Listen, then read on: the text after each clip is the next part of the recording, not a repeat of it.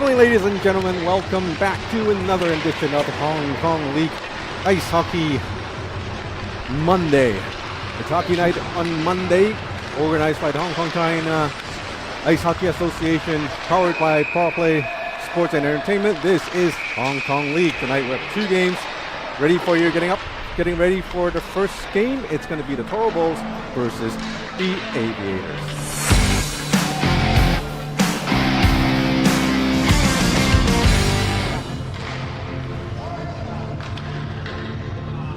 Welcome back. We're trying to figure out some scoreboard issues here at the rink. We do not have the scoreboard online for you, but thanks to our trusty camera buddy, Mr. Timmy Poon, we have the score for you right now. Of course, it's before the game started, so it's a 0-0 tie, and it's 3 periods of 20-minute stop clock action. It's the Toro Bulls versus the Aviators. News on the transfer front of things for the Aviators. They've signed number 66 Pavel Buranov from local league. That's a better way to put it. He's probably a local by now. One of the top better players here in Hong Kong. He's replacing number 42 David Bellucci, who's on the long-term injury reserve list, the LTIR. Unfortunately, we don't save any cap space on the LTIR here in the Hong Kong League, so we wish him all the best for David, and I'm sure he's going to be watching somewhere, probably online. If you hear me, just give me a shout out or bring me your beverage or something. And up against the Aviators, it's the Toro Bulls, led by Eric Eustace and Bobby Yan.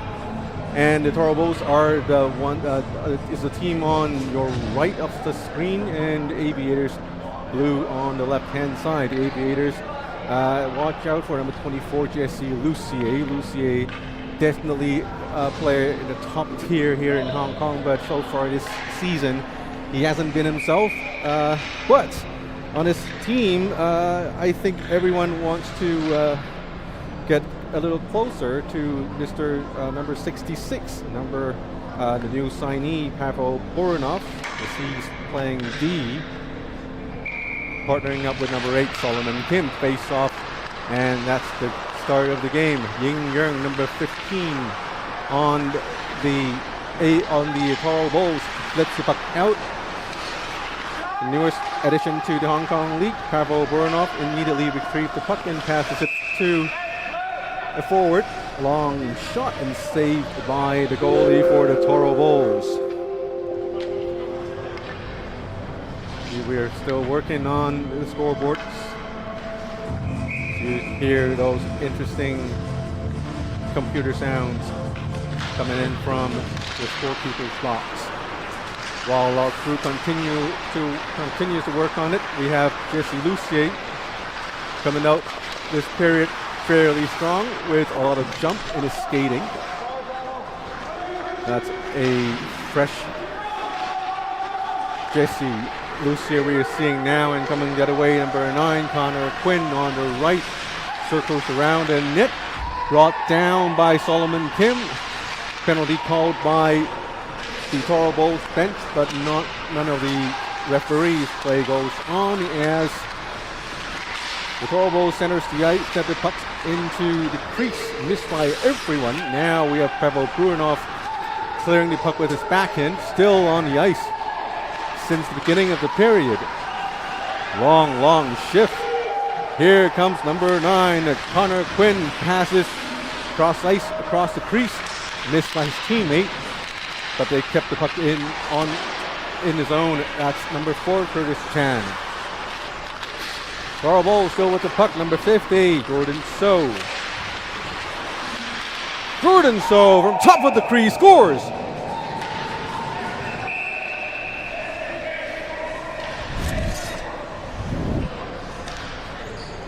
And that's the first early goal for the Toro Bulls. This play comes out to the top of the slot, and that's a quick shot by number 50, Jordan So.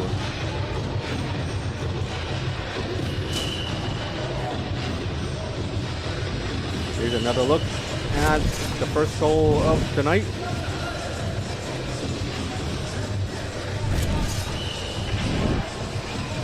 And from another angle, puck comes out from behind the net and went near side top corner and scores the first goal of the night.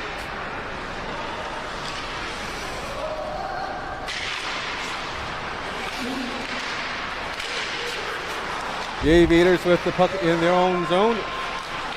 Coral Bowls clear down. No call by either referees. That's number 11, Rex Koo.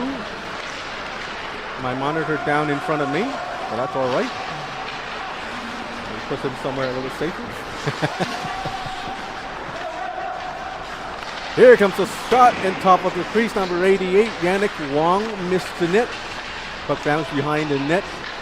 A couple of players fighting for the puck now. Coming out with the puck is the Coral Bowls.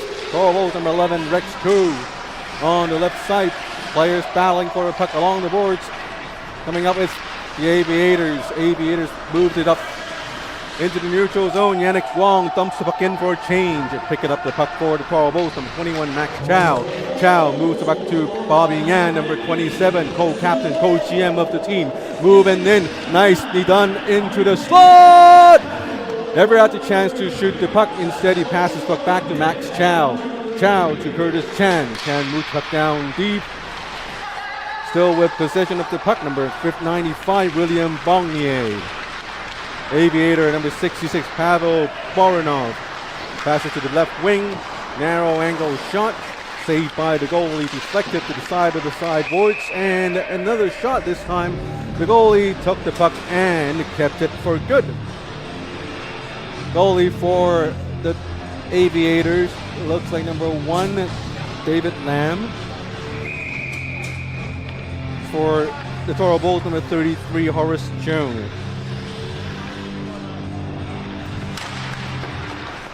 Tonight's game's brought to you by Gatorade. Gatorade's been supporting ice hockey and many other sports here in Hong Kong and all over the world. Quench your thirst with Gatorade.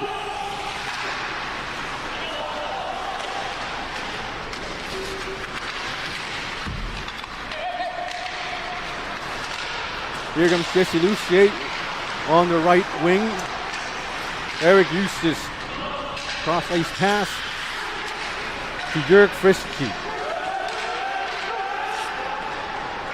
Jesse Lucier with a breakaway chance and backhands it. Really only made the save, but he drew a penalty. And I forgot to press the button because it was too exciting for me. Too exciting, yes.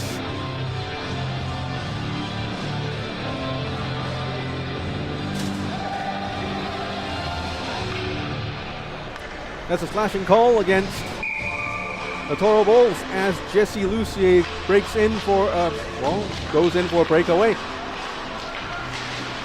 And now let's see if the Aviators can come back to tie the game. And the Coral Bowls were the first to score in this game. Here comes the Coral Bowls. Okay, again, Quinn Hughes. No, that's Connor Quinn.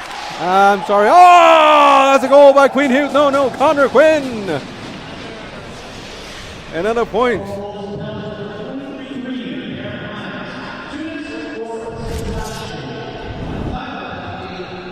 Here comes Connor Quinn from the left, moving up on top of the slot, and nice shot far side.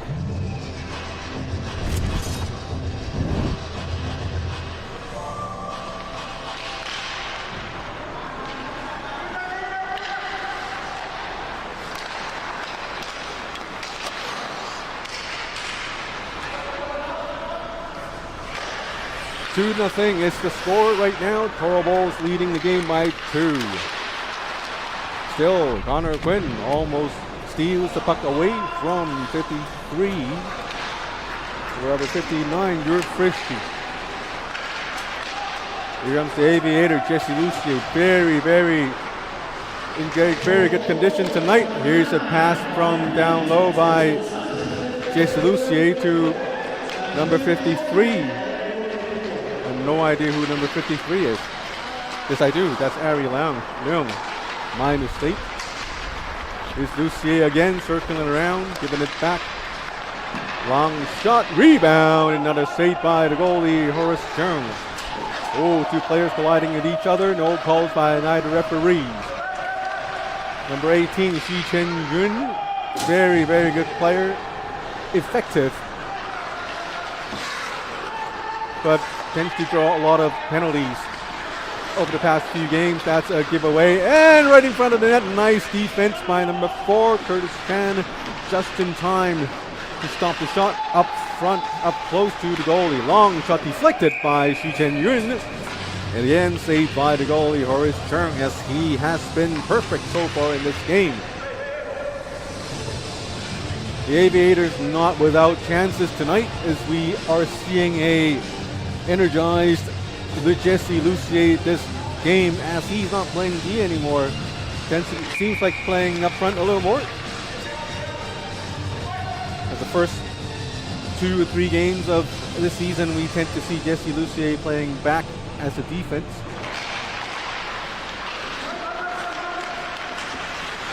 Up close to the net, and we have a whistle by the referee, Craig Uzel.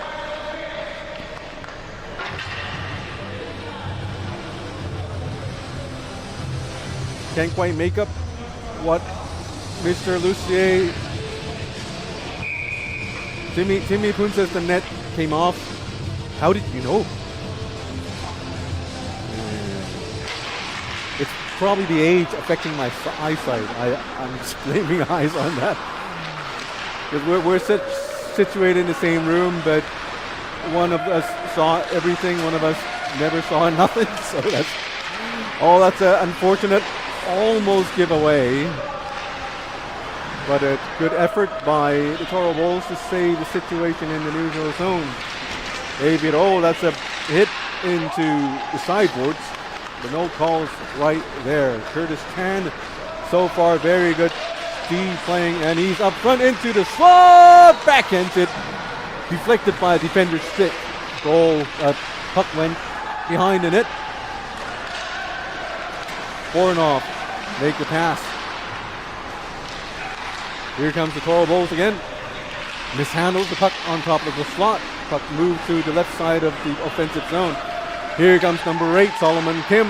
Cross ice pass. Oh, open ice hit by Rex Koo. Down on ice was Max. Was just Leon Ruel, but he got up real quick. And another rebound by Solomon Kim. Very nice offensive opportunity. And now we finally have a penalty called by one of the referees, and that's a tripping call. My buddy Timmy here does not quite agree with it. But that's his personal opinion, not mine. I'm supportive of everything the referees do. Almost everything.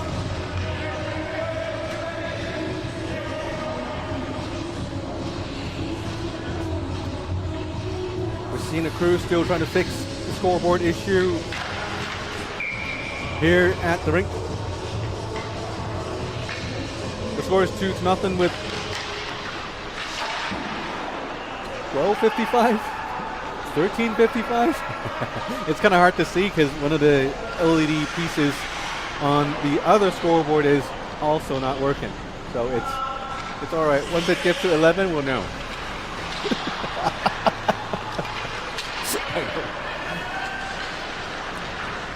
Here comes the Aviators, number 33. I was told number 33 tonight would be Julian Chow, as he forgot to bring his own jersey.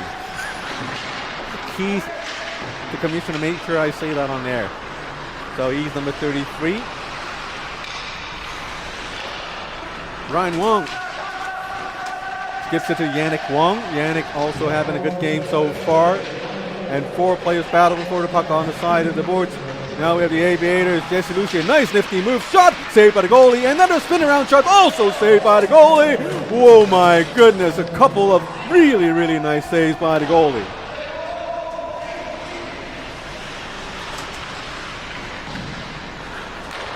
Then, fantastic game by Horace Chung so far this game. 11:40 remaining in the first period. The score is 2-0. The team in white, Toro Bulls leading. And we have a penalty.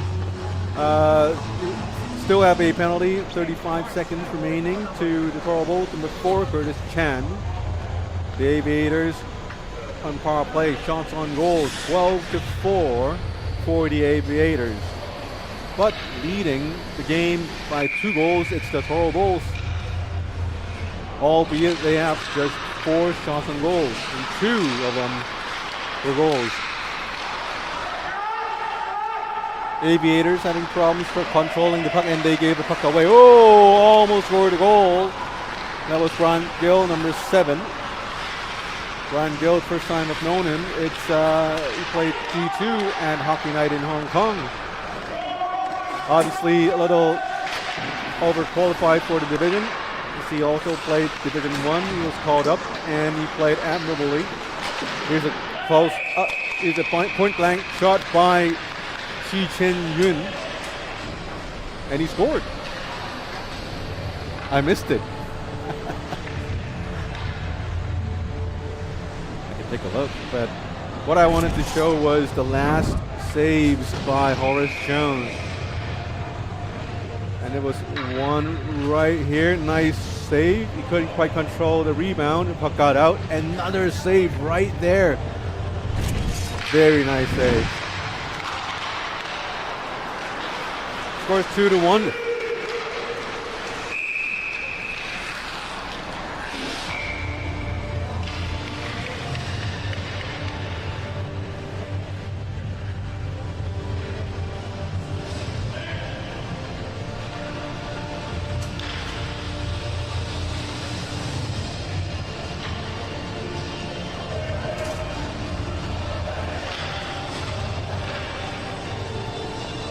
For a penalty to number 18, Shi Chen-yun.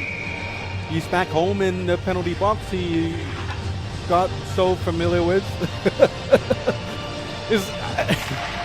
he played very well. I mean, a lot of the hits or the penalties he's took, I thought some of them were decent, but sometimes I think, especially at the beginning of the season, first couple of games, the calls were quite strict, I believe, in my own personal humble opinion. Here comes the shot on the right by the Toro Bulls.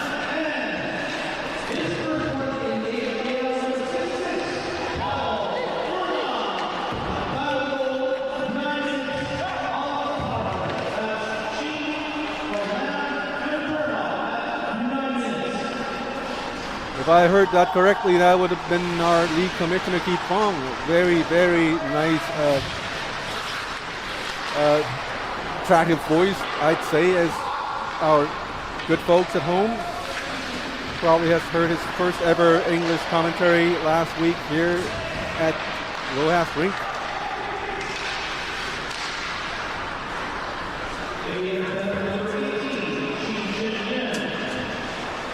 The score is 2-1 for the Toro Bulls. And it's the power play for the Toro Bulls right now with number 18 from the Aviators, Shi Chen-yun, in the box. 30 seconds remaining in the penalty kill for the Aviators, while the Toro Bulls still have possession in the offensive zone. We have Rex Koo moving in, long shot through traffic, saved by the goalie with a stick. Puck bounced onto the stick of one of the Toro Bull forwards, moved it back to number 6, Eric Eustace. Long shot saved by the goalie, David Lamb. Another pass to the slot. Rex Koo went up high, missed the net. Up close, that's Eric Eustace. Nice save by the goalie, David Lamb. And here comes the team's back in 5-on-5. Leon Ruel on the right side. Nice pass. Goalie had to react to it. Chi Chen-yun with a quick shot coming up from behind the net. Missed the net. And now the Toro Bulls have the puck. Very fast pace. This forward line. Still Rex Koo. Probably tired by the time. Yeah, he's going in for a change. Number 4, Curtis Chan spins around looking for a teammate. He found one. Long shot deflected by Jesse Lucier, as Jesse Lucier is hanging way high up, waiting for a pass right here as he just came back down low. There comes the pass. Curtis Chan, pestered by Xu Shenyun. Pavel Burinov, very nice move. Oh, Xu Shenyun with a very nice move on his own. Still 2-1, 7 minutes and 43 seconds remaining in the first period. Shots on goals. Still with the Aviators leading 15-7. Oh, nice shot. Goalie fell down. Circling around the net. Up close on the slot, and there comes the goal.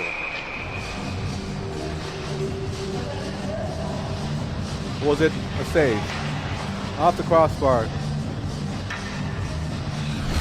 Let's play that replay first. Right there.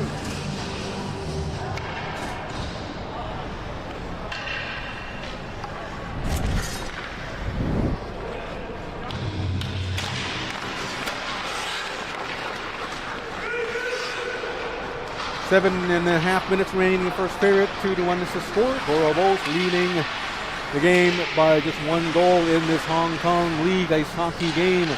It's week number 4, game 1. Up next, around 10:45 would be game 2 for tonight. We would have the Black Dragons against the Hong Kong Panda. Here comes Curtis Chan with the puck, stolen from number 10, Brian Knowles from the Aviators. Pavel Burinov fighting for the puck. Solomon Kim, his defensive partner.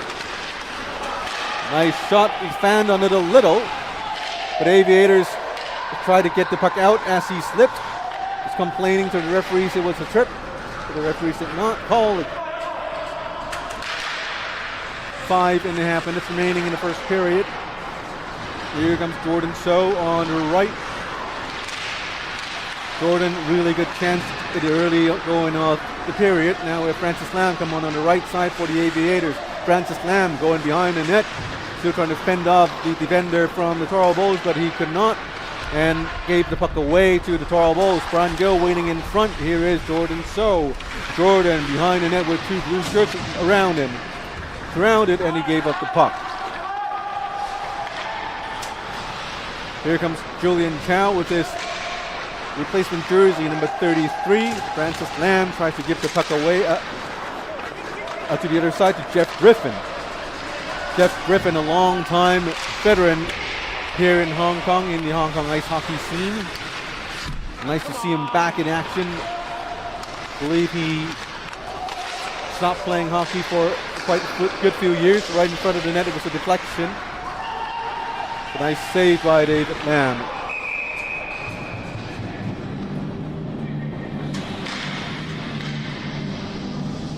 Now here was the goal I missed,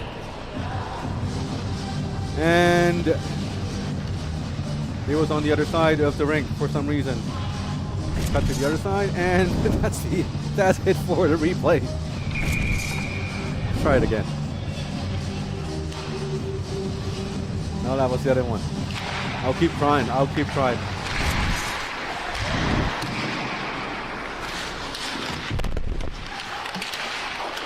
About 5 minutes remaining in the opening period of the game, still 2-1.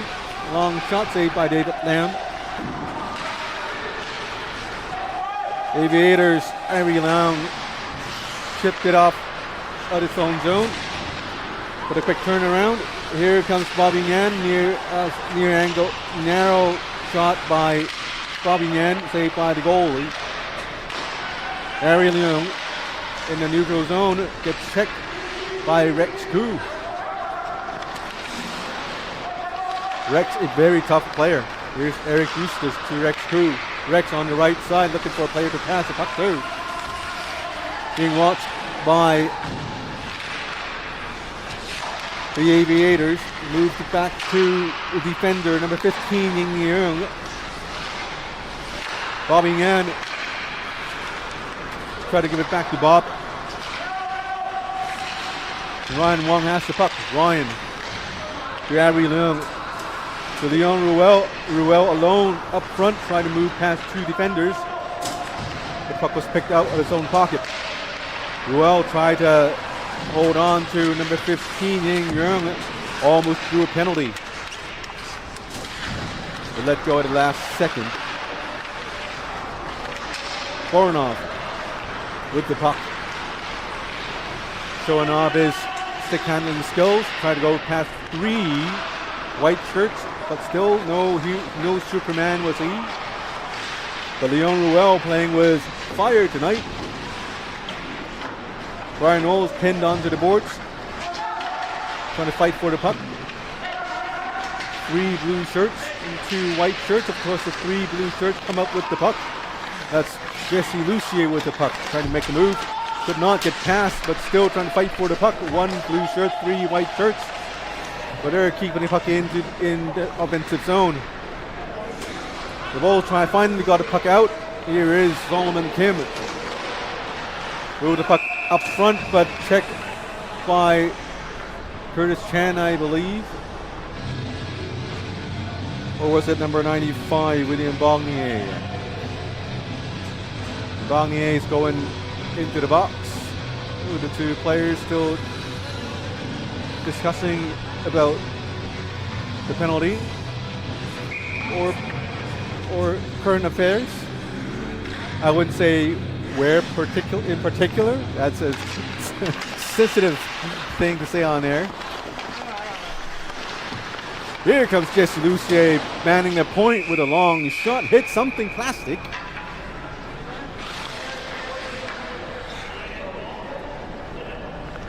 Here I'll try to play that event again. Let's see if I can finally get it right. Apparently I don't think I am getting it. It should be the other way. Yeah, here you go. Here is David Lamb. And where did the puck go? And that's it. Right in front of the net, saved by the goalie again.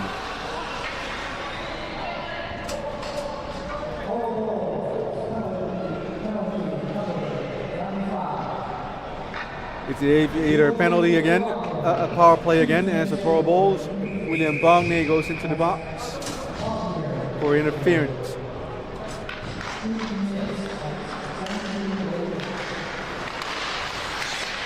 Aviators, nice move. Near side shot, goalie made the save. Yeah, right after Leon Ruel made the shot, he was brought down onto the ice, no calls. Tough player he is, gets up right away.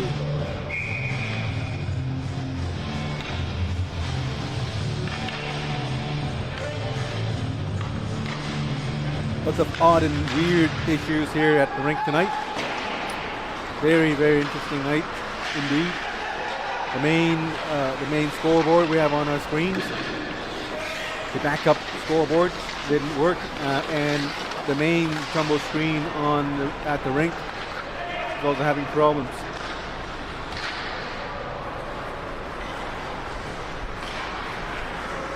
Could it have something to do with Pavel Boronov's addition to the league? Oh, and he scored! Just as I was talking about him, he scored for the Aviators, and that's just like that, they've tied the game at 2 apiece.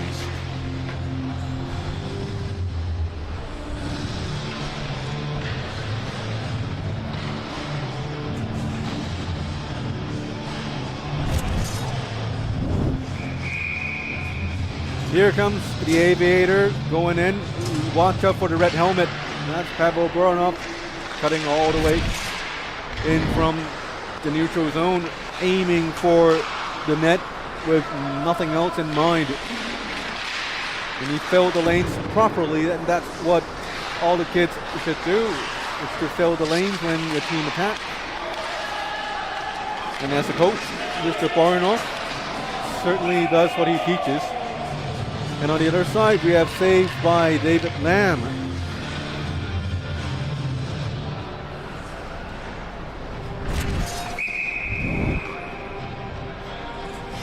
Nice save right there, nice pass. Another one with his glove. I wish I could do that.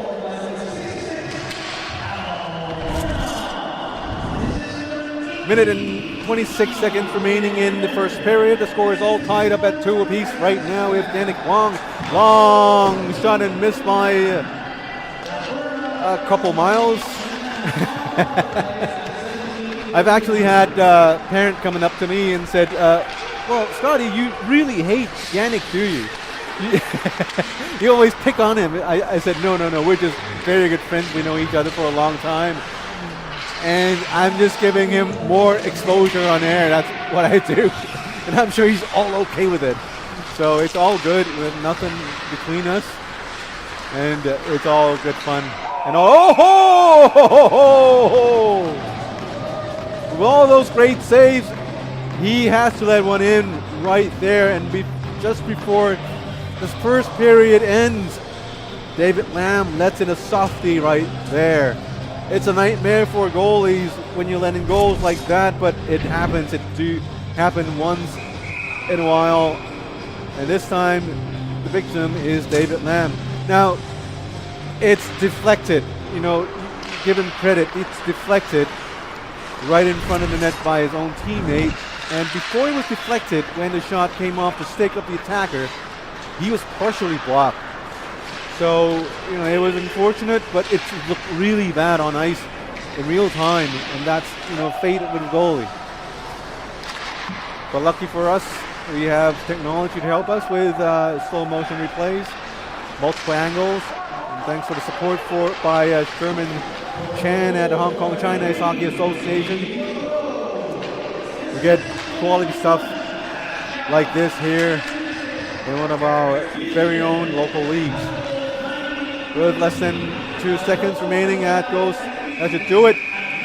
3-2 is the final score for the first period. The Toro Bulls leading the Aviators by just a goal. Shots on goal numbers: Aviators 24 shots and the Toro Bulls 19. I'll take a short break. When we're back, we'll have period number 2.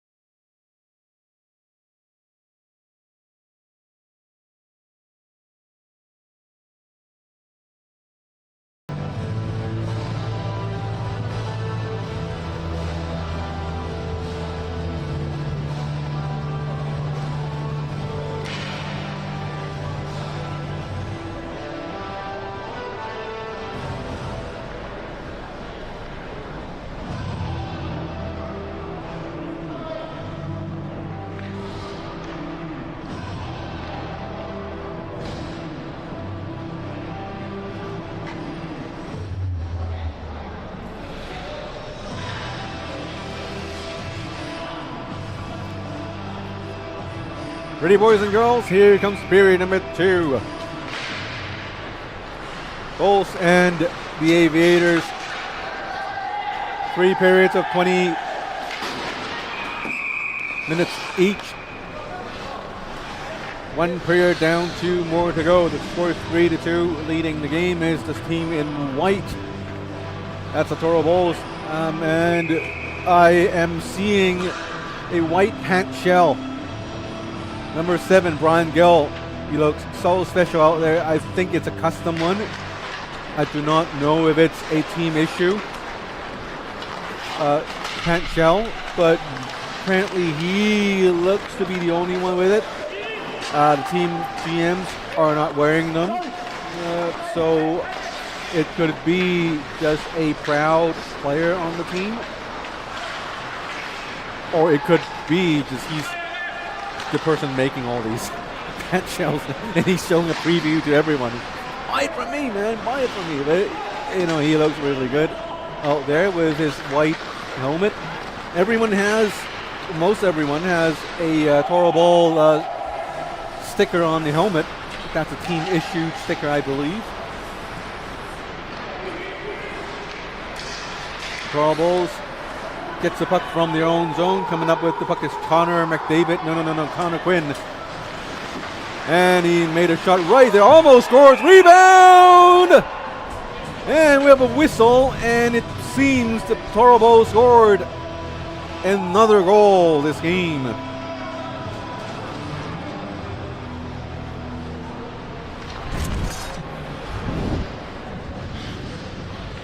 Here comes the Toro Balls. Nice move.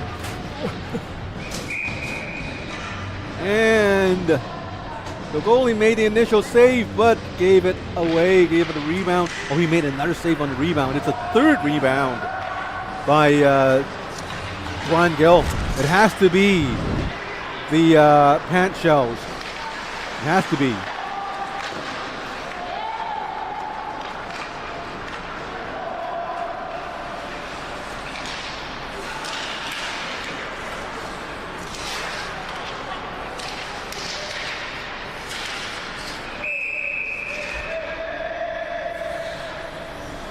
Battle for position in front of the net and leads to a scramble.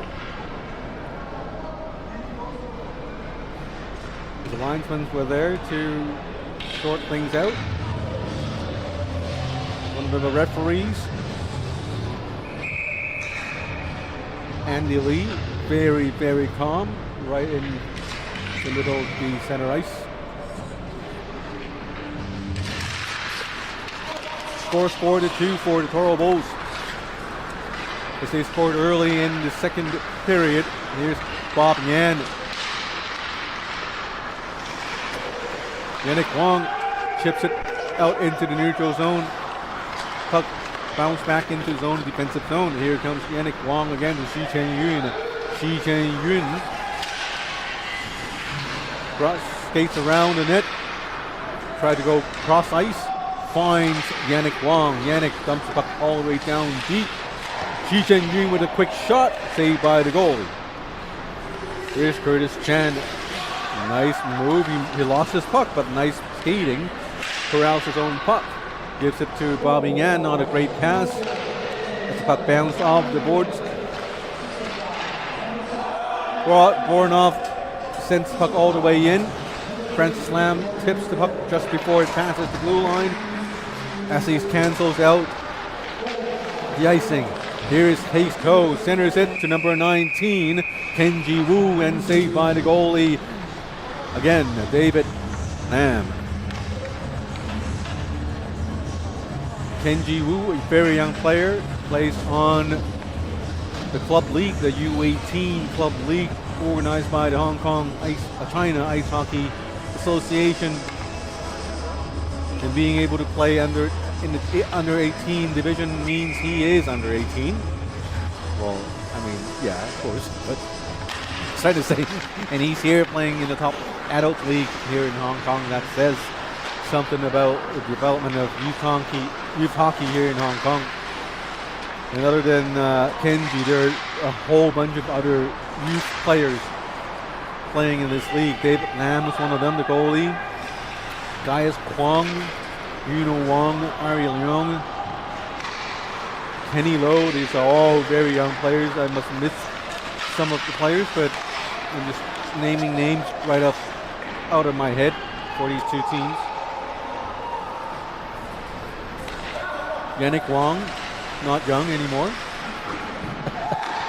Now a veteran. Well, he runs his own school, his own hockey school. He was when I started playing hockey not too long ago, he was a young boy, and now he is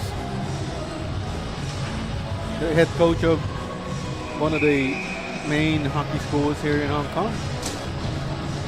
And it just shows how hockey grows and players come back to contribute to the community. And that's exactly what we're doing here. Here comes Brian Gill with his right hand shell. Oh, nice move. Jordan So has the puck right in front of the goalie, but he could not find the puck.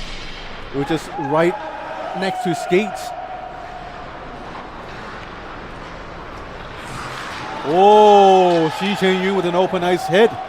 And he will get penalized for that, as number 21, Max Chow, had his head down trying to fish for the puck. Max skating back to his bench, all smiles. And he was having a shock of his life. His teammates also all smiles. So I'm sure Shi Chen-yun means no harm, but it's just the way that Shi Chen-yun plays the game. It's just normal hitting and checking hockey. And we're seeing the officiating level has gone a little looser now this last couple games. But that one was an illegal hit, as he ran right into Max Chow with his hands sticking out of his body. Oh no, in front of him, not sticking out of his body. His hands are certainly sticking out of his body. I mean, he was like, I can't show you what I'm doing right now, and I'm not that good with my words. No, that's an extension of your body to make the check. Yeah, that's the term. I was just playing around. So we have the power play for the Toro Bulls. They are up by 2 goals. Max looks perfectly fine on my right. So if Max's family are watching, he looks perfectly fine, laughing and giggling right next to me. And here comes Bobby Yan on the right. Gives it to Jordan So, right in front of net. 2 shots in consecutive fashion, all saved by the goalie.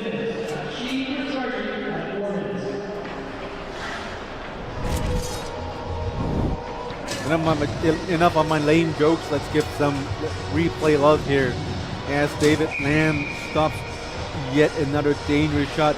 He was on his way to the right, and he just quickly slides back. Would have been in time to save Bobby Yan's shot. The shot was deflected out of bounds, as we have playoff in the offensive zone for Toro Bulls. Still 1 minute remaining in the power play for the Toro Bulls, as they continue to lead the game 4-2. But they have climbed all the way back in terms of shots on goals. Remember, in the first period, the shots on goals for the Aviators almost doubled the number of the Toro Bulls. And now the shots on goal numbers are 26-24, still in favor of the Aviators. But here's another shot by Connor Quinn. Long shot, saved, leg pad saved by the goalie. And the shots on goals now is 25-26, almost tied. It also shows what a strong second period the Toro Bulls have been playing so far. It's just almost 6 minutes of play, and they scored and hit a lot of shots on the goalie, David Lamb, right there. The Aviators backup goalie King Ho is on standby right now, whereas on the Toro Bulls bench I haven't seen their other goalies so far yet. So far in this league, there are 2 ways of doing things for the teams. Oh, there is a marginal tripping call. Yes, it's a tripping call called by the referee, Craig Ruzel. Quite obvious to me, anyway, from my angle right here in the broadcast booth. As I was saying about the goalies, there are 2 ways of doing things here. So far in the last 3 weeks, either teams decide to split the games in halves. So a goalie would play a period and 10 minutes, and the other would take over in the midway point of the game regardless of the score. Another way of doing things would be a one goalie play the entire game, and that's what the Toro Bulls like to do so far, it seems.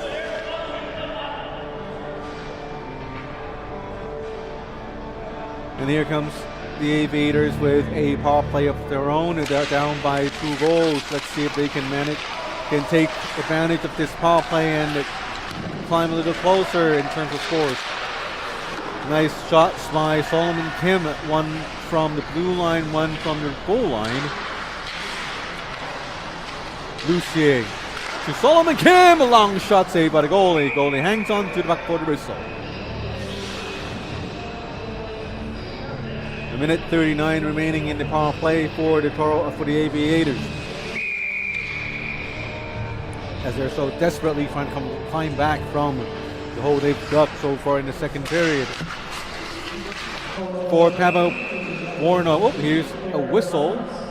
Not quite sure what happens. I will leave it to my camera buddy Timmy Poon to interpret what went on with Craig Roselle's mind.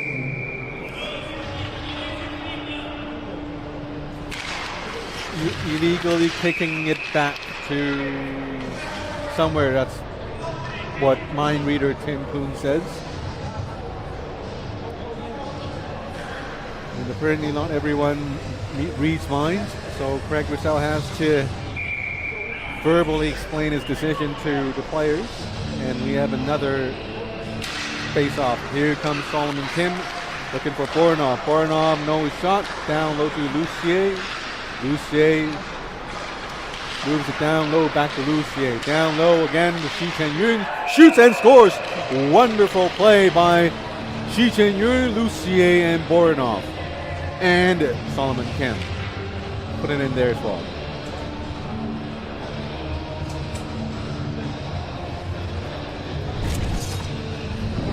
Nice sequence in front of the goalie, Horace Chung. Probably not the best angle. But we see Shi Chen-yun moving in, sees this little empty slot on the near side, and he just went near side just enough to clear the pads underneath the armpits of the goalie, and that's a power play goal by Shi Chen-yun for the Aviators. Now the score is 4-3. The Toro Bulls still leading. But for the Aviators, it has been a good game, as they've proven they can control the puck, they can score goals. And with the addition of Pavel Boranov, the defensive core has been very solid for the Aviators so far. But I've been looking forward to seeing Pavel Boranov's huge slap shots. We haven't seen them so far, but for the past in the goal that they've just scored, Pavel played a major role in controlling play.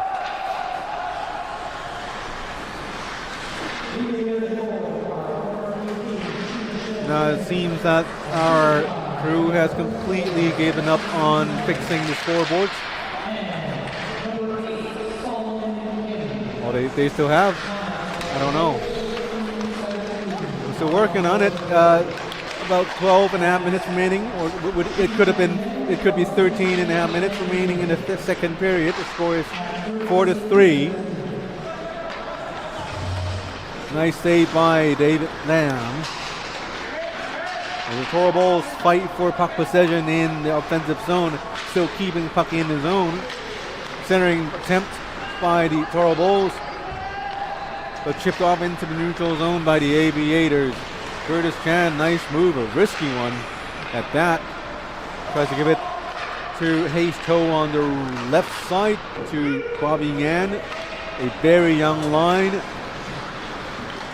as the youthful line goes into the bench for a change. Out comes a bunch of significantly older, players with more experience in life. Here comes Eustace to Jordan So and Eustace, 2-on-2, 3-on-2, 4-on-2. Long shot. The goalie has a piece of the puck with his catcher. Here comes Ari Leung on the left side. Shot blocked by Ying Yang. Ying tries desperately to clear the puck, but unable to do so as he could not get past Brian Knowles, number 10 for the Aviators. Here comes Connor Quinn. Connor Quinn skates to the right, looking two-man in the center, looking for his pass. He's been pestered by a defender. Shot by Connor Quinn, rebound by Brian Gill. 2 rebounds, though stopped by the goalie, David Lamb. Long shot deflected right in front. The shot wasn't strong enough to begin with. Here comes Brian Knowles. Brian Knowles coming in, number 10. Tries a nice move. Goes into behind the net, leaves it to his teammate, but instead picking up the puck is Mr. White Pants Shell, Brian Gill. Number 11, Ryan Wong. To Yannick Wong. Wong to Wong and to Gill. Brian Gill snatches the puck off Yannick Wong's stick. Teams battling for puck possession. Now it's Jesse Lucier. Lucier trying to move in. Could not get into the crease, and he gives it back to Yannick Wong. A long shot saved by the goalie with his pads. Under 10 minutes to go in the second period. Scores 4-3 for the Toro Bulls. Number 19, Kenji Wu with the puck down deep. Pinned onto the net, to the boards by Ryan Wong. Yannick Wong.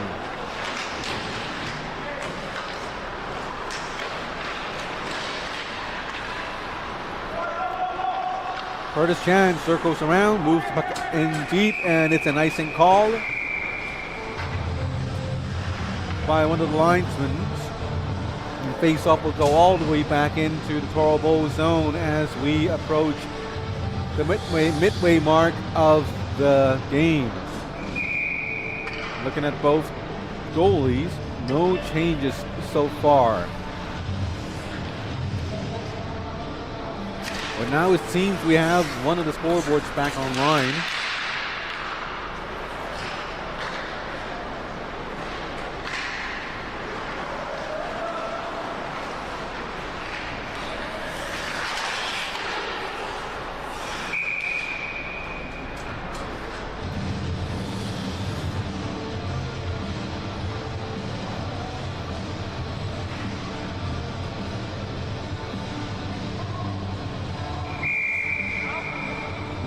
.02 remaining in the second period.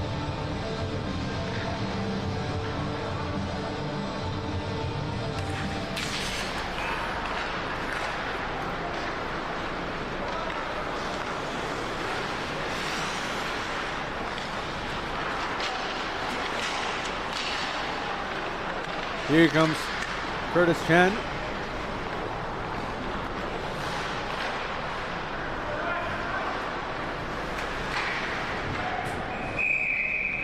And here comes the whistle.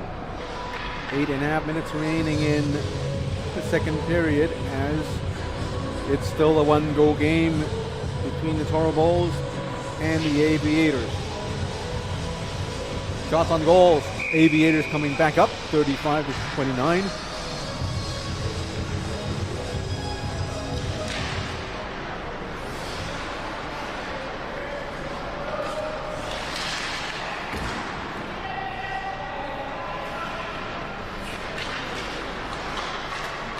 Barnoff dumps the puck in.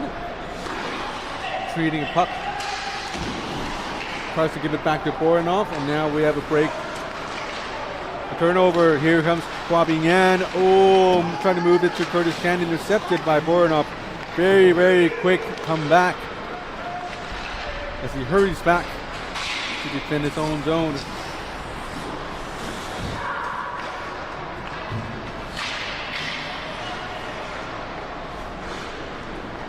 Solomon Kim with the puck, and it's offside. Not a lot of offsides so far in this game.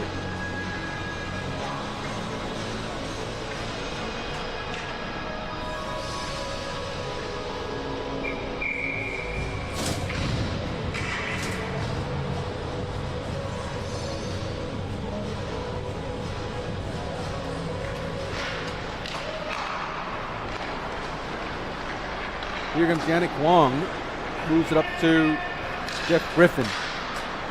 Brian Gill on the right. Nice pass and a nice shot by Connor Quinn, but even better save by the goalie. Long shot into the pat save by the goalie. Max Chow.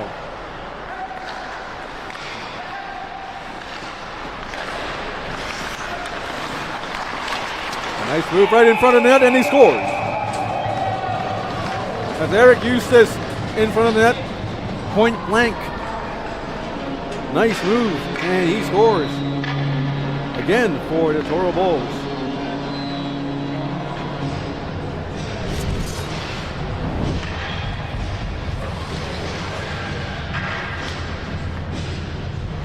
Here comes the initial pass to Eric Eustace. Nice move, backhands it.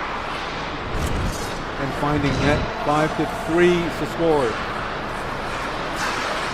Been a back and forth game for the last 10 minutes or so with 7 minutes remaining in second period. Scores 5-3.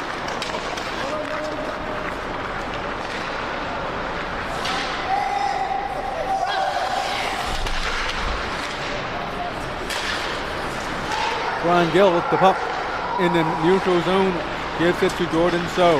So cuts in, a shot wide. Eustace moves it back. Christine Young to Brian Gill.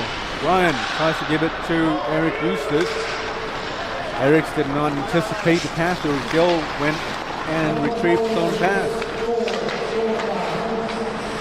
Eustace to Brian Gill. Very up close shot, both saved by the goalie's pads. Still keeping the team surviving. Another save. This time save with his mask. And the puck went out of bounds.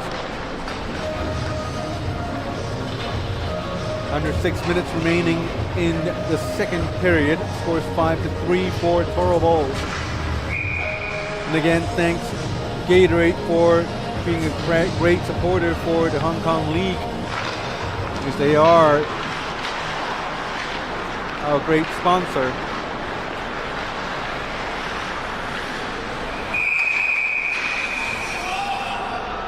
And have been sponsoring and supporting major ice hockey or sport events here in Hong Kong for a long, long time.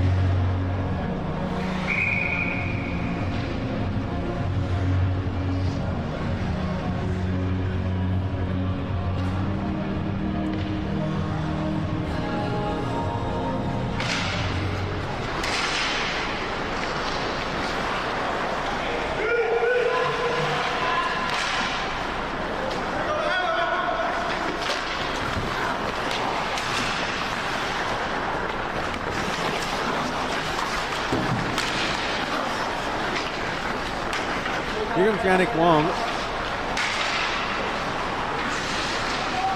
5.5 minutes remaining in the second period.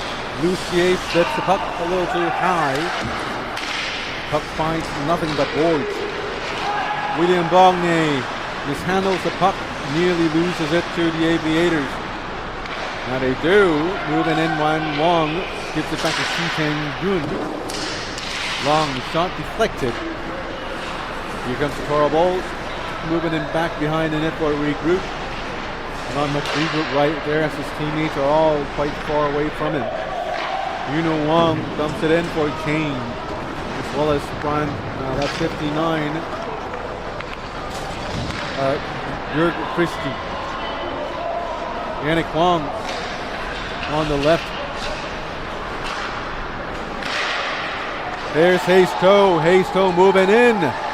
2 white shirts on his left.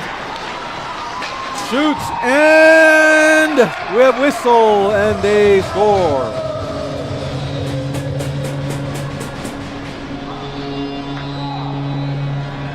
Hayes Toe coming off alongside with Vamian. Nice feed And to the left side, Bobby Yan. Nobody watching Bobby at all. Shoots, goalie made the initial save. Here comes a rebound by HKL. It's a great save by the goalie and a bitter shot by HKL because it's a really, really narrow angle shot. Very, very hard to get it right. Solomon Kim, Jeff Griffin, 6-3 to score, 4 minutes and change remaining in the second period as the teams are battling for the first win of week 4 in the Hong Kong League.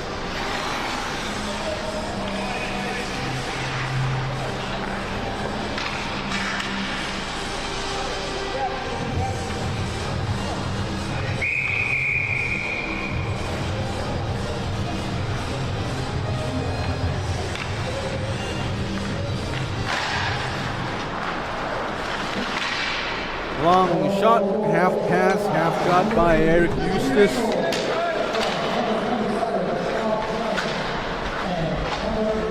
Here comes Bobby Yan. Yan moves puck in on the right. Finds Darren Haynes. Solomon Kim all alone on the left side. Trying to make a pass. Oh, with some luck he gets his own rebound.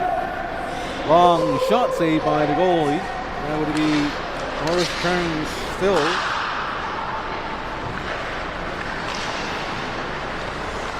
Here comes Eric Eustace. Still with the puck. Tips it to Rex Crew. Rex with a high backhand shot. Over the boards. Icing. 3 minutes and 5 seconds remaining in the second period. Shot on goals 38-36, and we have icing. Face off to be in the Aviators' defensive zone.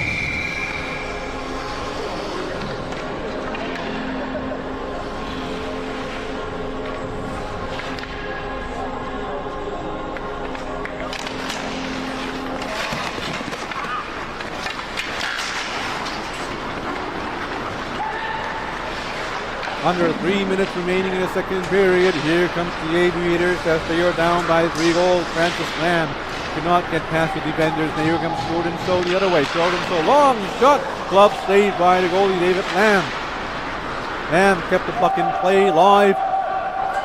Moved the puck in the offensive zone. Picked up by Max Chow.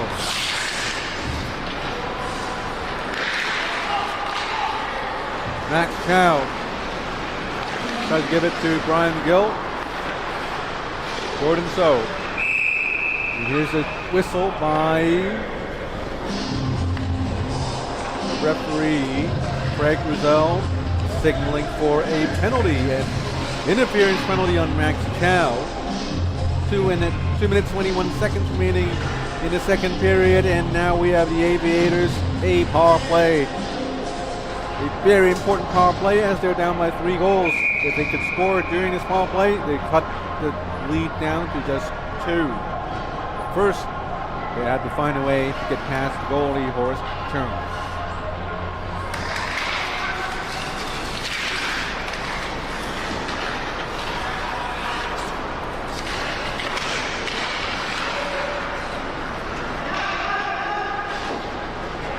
Icing attempt by the Toro Bulls. No icing because they're down by a man. And that's 20 seconds off the penalty clock to number 21, Max Chow.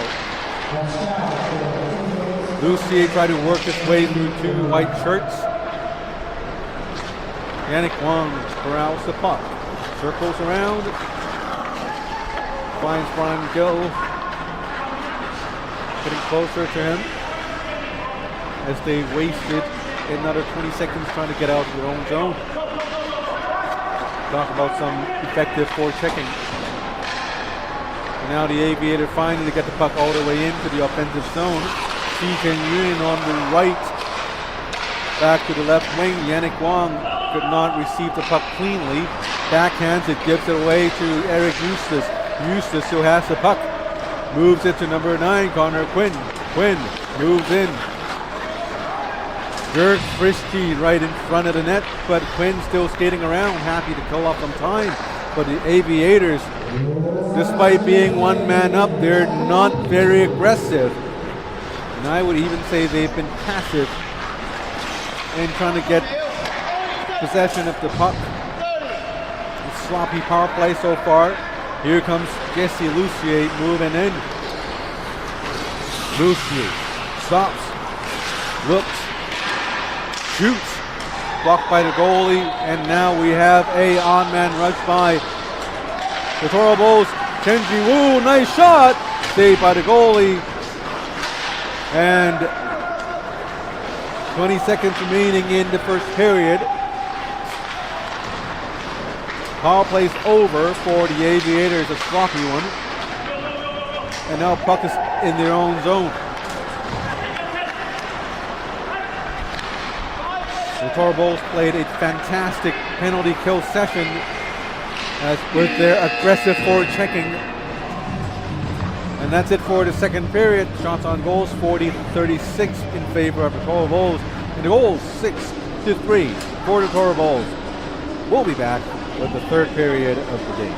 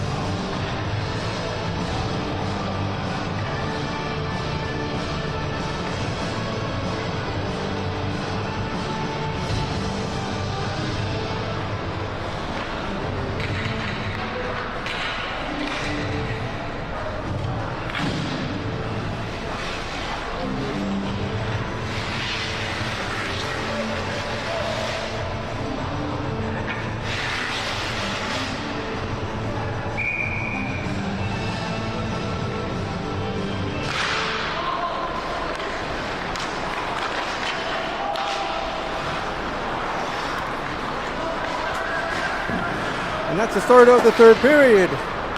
Final period of the game between the Toro Bulls and the Aviators. The score is 6-3 for the team in the white shirts.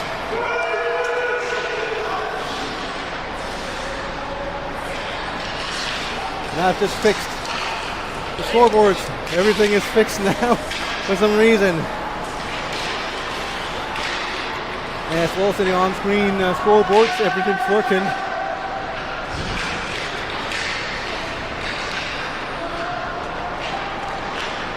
$19-15 remaining in the third period, last period of the game. Unless the Aviators come back and tie the game. We'll have overtime. In this league, we have overtime periods. Here's Burnoff. Let's see if Burnoff can read some magic as he's filling in some big shoes of David Bellucci, number 42, who's out on LTIR. Early on in the third period, as we see the Aviators playing their backup goalie, King Ho. He's on the ice for the third period. As for the Toro Bulls, it's still Horace Chung with no backup goalie in sight. Here comes Brian Gill. Gill with Gordon Soul on his side. Oh, nice pass to Connor Quinn. Back to Jordan So with the shot and saved by the goalie, King Ho. With his first save of the night. That's King Ho, a veteran in Hong Kong hockey. Here comes the shot. Nice pad save.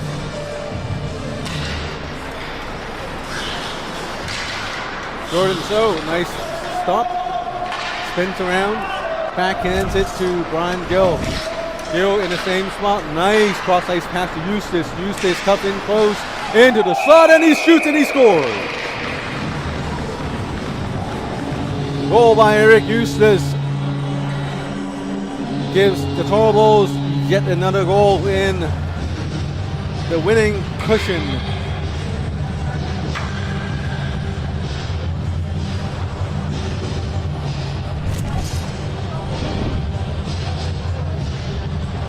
Here comes goalie King Ho in position, playing aggressively out, but just as he was beginning to move to his left side, Eric Eustace picked up the sign and went the other way. And here's another goal by the Toro Bulls.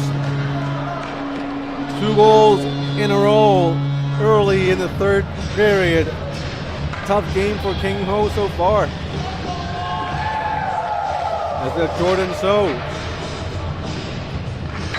skating back into this bench exhausted.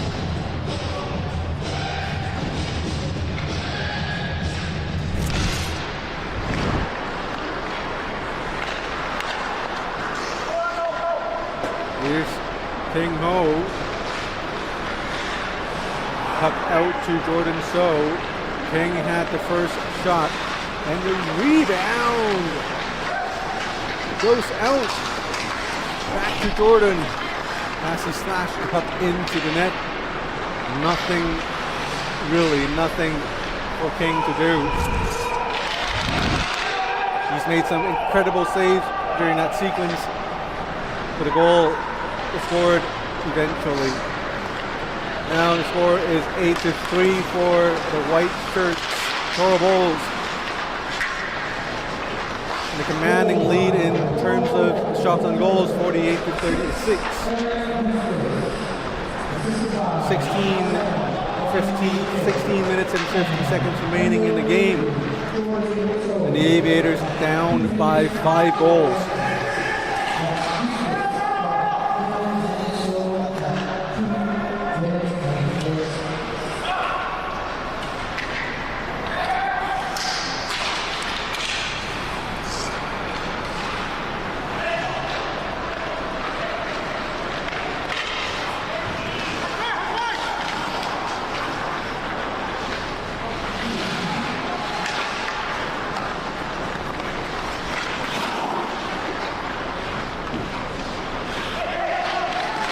Here comes the Toro Bulls, getting the puck. Loses the puck to number 11, Ryan Wong. John Ng moves it to Shi Chen Yun. Shot scores! Nice quick release shot. And they're coming back.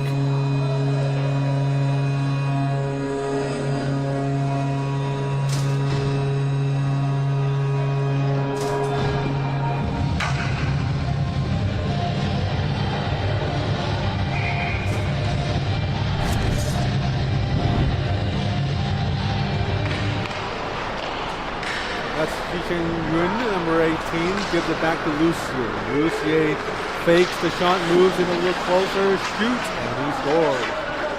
Scores 8-4.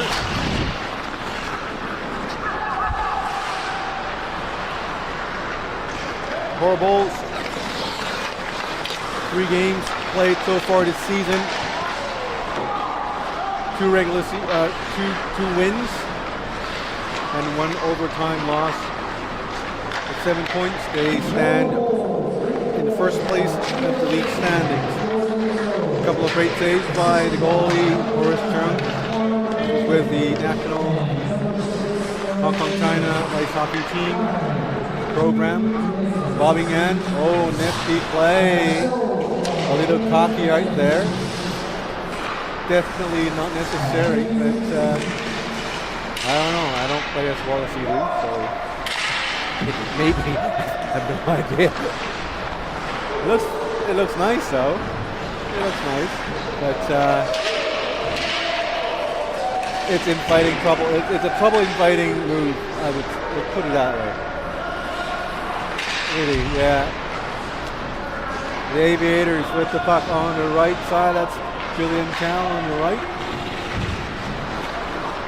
Curtis Chan with speed, moving in past the blue line all the way. Playing the old youthful style. It's like the Ramble style. I'm going in all the way. Everyone move away. Here's a little hook there. Nobody picked it up. I did. Timmy did. And here comes Connor Quinn. Saved by the goalie. Sticks flying everywhere as things are getting chippy around on the ice. Certainly not a happy camp there with the Aviator bench. But the speed of the Toro Bulls is really hard to beat. Once they get the puck, you can pretty much be sure that the puck will come into your defensive zone. Here comes Jeff Griffin, longtime ice hockey veteran here in Hong Kong. The centering attempt hits the goalie, puck goes back.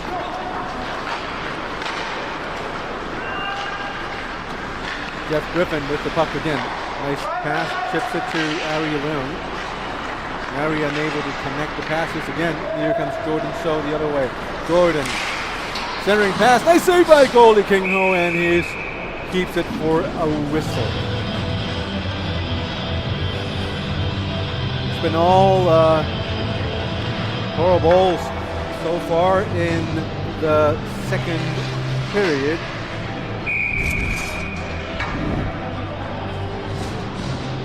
Let's see King Ho with his save again. Centering pass. Right there. King moves into the right position and makes a save. And covers the puck quickly for the whistle. An offside call. As I was saying, the Toro Bulls are first place in the standings. The Aviators, 3 games played, 1 win, and 1 overtime, and 2 losses.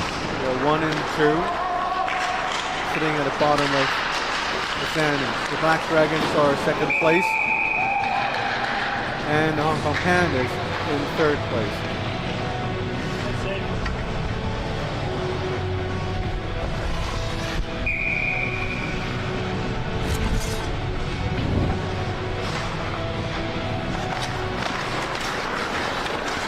Blocker save right there by Horace Burns. The Aviators trying desperately to come back, but time's running out for them. They've got 12 and a half minutes to catch up with the Toro Bulls. Let's do the math. 12 minutes remaining, and they need to score at least 4 goals. So that's, what, 3 minutes per goal? Yeah, my math is right. Not my strongest. Here's Jesse Lucier.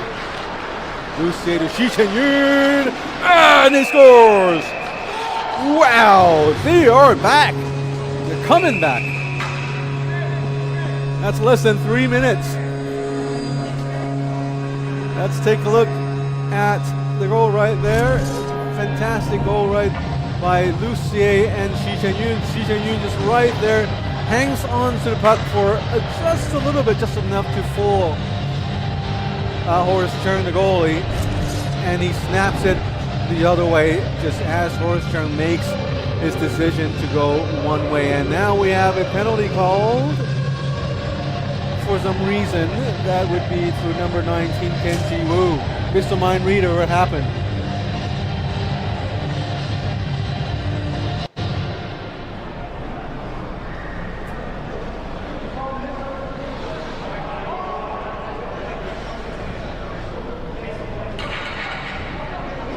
this.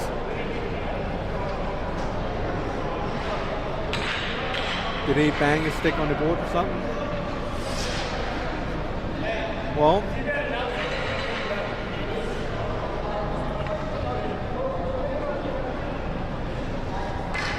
it seems that there's a stoppage as one of the linesmen gets injured. Is that what's happening? And they have decided to go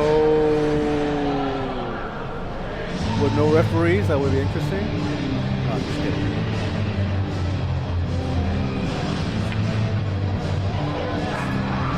We do have a standby linesman waiting.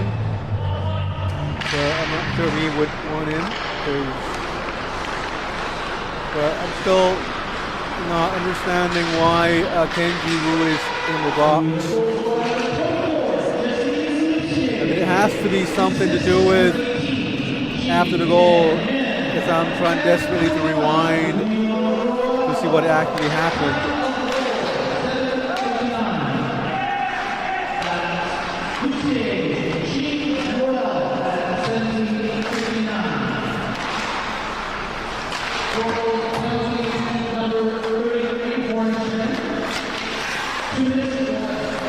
Still don't see anything on the replay reel, the highlight reel, so my apologies. I still have to get my sights back on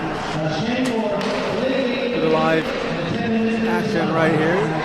We are unable to pick up the action with all three of our cameras. But right now, it's just a 3-goal game. Xu Chen-yun and Jesse Luce found chemistry with each other in the third period. They were working beautifully that goal. And they looked at each other and they just have this knowing look,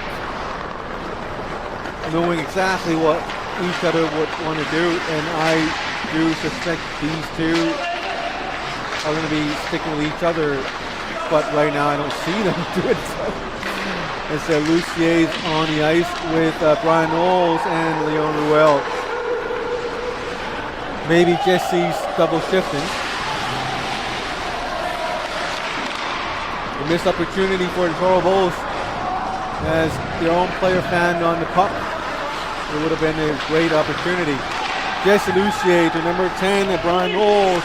Knowles trying to get back into the middle, and here comes a penalty called by Craig Roussel. And looking at the facial expressions, it's Mr. Max Chow going into the box. The whole Toro Bowl bench is complaining, and we have a timeout called by the Aviators. Number 19, Kenji Wu is due back out in a second, but Max Chow is in the box, taking the baton for the relay, and he will be sitting for another 2 minutes. I'll take a short break. We'll be back with the third period right after this.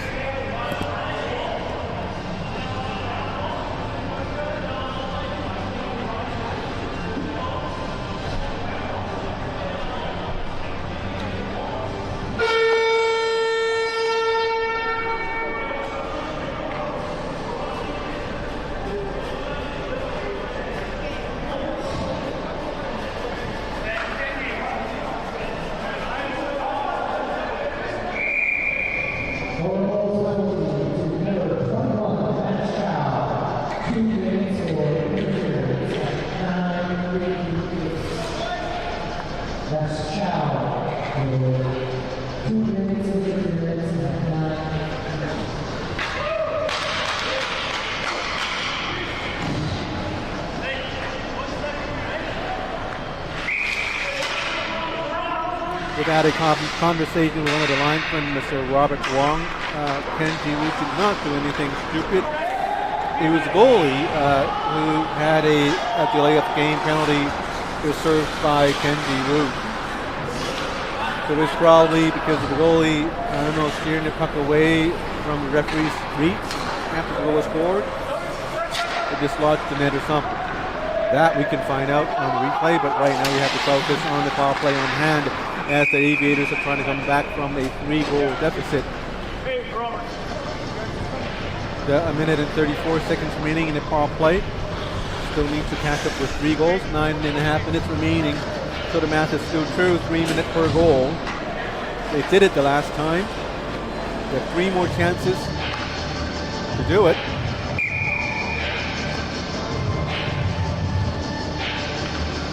Throw balls with Bobby Yan taking the face-off, and the Aviators, Leon Ruel. Winning the face-off, the Aviators. Pavel Burinov. Puck just skip past his stick, and here's Eustace fighting to keep possession, dumps it in. Aviators collecting the puck calmly, but Brian Gill was right there. Dangerous play. Burinov, Lucier. Back to Voronov. Onside. Voronov could not handle the puck. And that was a tripping call. It was quite obvious, but skate back and retrieve the puck. And that's a penalty. Going down, 27, Mobbing Yan. Number 11, Ryan Wong is being penalized. Lucky it's not a kneeing penalty. So that's quite close. And Mobbing Yan looks okay. Not hurt. So his thousands of fans could rest easy tonight, knowing it is their hockey idol is fine without injuries tonight. And 2 penalties cancel out each other. Point blank shot on King Ho. The goalie made the save. His teammates get the puck. Leon Ruel cannot get past now. We have Hayes Toe the other side. Toe to Eustace. And a one-timer right in on top of the crease. And Kingo made a beautiful save right there. Jesse Lucier trying to fight for the puck. Oh, runs Max Rex Koo into the boards. Slightly, no calls right there. And here comes Rex Koo back the other way. Oh, Yannick Wong could not keep his calm. She shoved Rex Koo down on the ice, and I don't see any referees raising their arms, so there has to be no calls made. That was a full-blown check on Rex Koo, but Rex a tough nut. Goes pops right back up and goes back into the bench, and he slams the boards, the gates into the boards with frustration. Certainly not happy there was no call being made. 7:33. Well, if he keeps banging, he's going to get penalized himself. But there is nothing on ice, and he was lucky as the attention was drawn away by his own teammate Eric Eustace as Eustace scored the goal. As all the referees were looking at the puck. On my right, Rex Koo was kicking at the gate, banging his sticks and swearing and all that. I can understand his frustration. It was a clear cross-check right on the chest, but sometimes referees don't see everything. That's what I can say. But man, you guys got to keep it cool, man. Otherwise, you're gonna get called yourself. What's worse? Not getting called and then being called yourself. That's the worst thing. There's a whistle. There's a penalty coming up against the Aviators, I believe. It better be. I know. Skating into the box. It's the Toro Bowls, number 59, Jürgen Frischke. And on my right, it's a very unhappy Toro Bowls bench. Very, very unhappy bench. We're fortunate, and that's why I specifically set up all the mics away from benches so you guys don't hear what they have to say. Sometimes what they have to say gets really interesting. Here's Pavel Burinov, one of those huge slap shots right in front of the net, and bodies piling up. And we have players holding on to each other. I know. Christmas season is coming up. Everyone's all, lovely and cuddly, friendship's number one. I know, this is like ice hockey at its best. This is how you tweak and spin the story of the game. Like, everyone's hugging, spreading love. Everyone's also so loving, so peaceful. Here's Bobby Yan with a fake pass. Intentional, has to be intentional. Last 5.5 minutes, everybody. Yes, that's true. 1:30 remaining in the power play for the Aviators. But I'm kind of worried as tempers flaring for both teams. And there's a long shot, a little misplay by King Ho. Long shot by Bob Yan. Here's Jesse Lucier. Certainly looking a little fatigued as he's been double shifting quite a lot this game. Long shot deflected by the goalie to the right side. Rebound picked up by the Aviators. Pavel Voronov to the left, mishandles the puck. Here's Shi Chen-yun. Yun finds Voronov. Voronov finds Lucier. Lucier, Voronov. And Shi Chen-yun down deep. There's number 11, Ryan Wong. This is their power line. There's 5 players on the team. Voronov skates back, still handling the puck. But so far they've been unable to move the puck any closer to the net. Only able to skate around the perimeter of the offensive zone so far this power play. And that's a good job defensively for Toro Wolves. And that should do it for the Aviator power play as 5 seconds remain in the power play. And the Toro Wolves controlling possession right now with a little just more than 5 minutes remaining in the game. Shots on goals 59 versus 53 in favor of the Toro Wolves. But the scoreline says otherwise. Scoreline, it's 9-5 for the Toro Wolves. We still have 2 pretty unhappy benches on both sides of myself.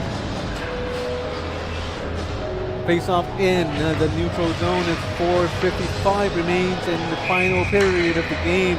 Toro Wolves looks to win the game and continue on their winning streak to stay up top in the standings. So far they are on a 2-game winning streak. If they get this one in as well, they would be a 3-game winning streak and they would be up top the standings alone by themselves. The Aviators, if they lose this game, they will continue to be at the bottom of the standings, number 4. And up next, coming up after this game, we would have the Black Dragons, the number 2 team in standings, facing off against the Hong Kong Panda, the number 3 team in the standings of the hockey, the HKL Hong Kong League hockey. 4 minutes remaining in the game. 4 goals needed to be scored by the Aviators. And we do the math again. 4 goals, 4 minutes. Quite a simple one. A goal a minute. I could do it. Well, a minute. Yeah, a minute and a second, and well, a minute and 1.25 seconds per goal. Yeah.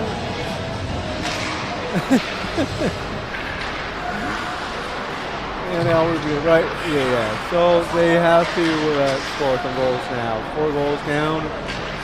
There's still hope. I've seen weirder things happen, but they better score like now.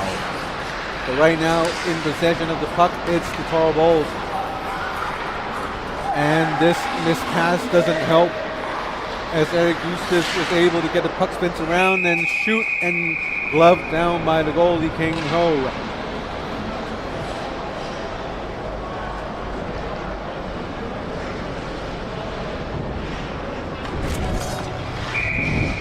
Three minutes, 33 seconds remaining. Eric Eustace spins around. Ooh, nice glove save by King Ho.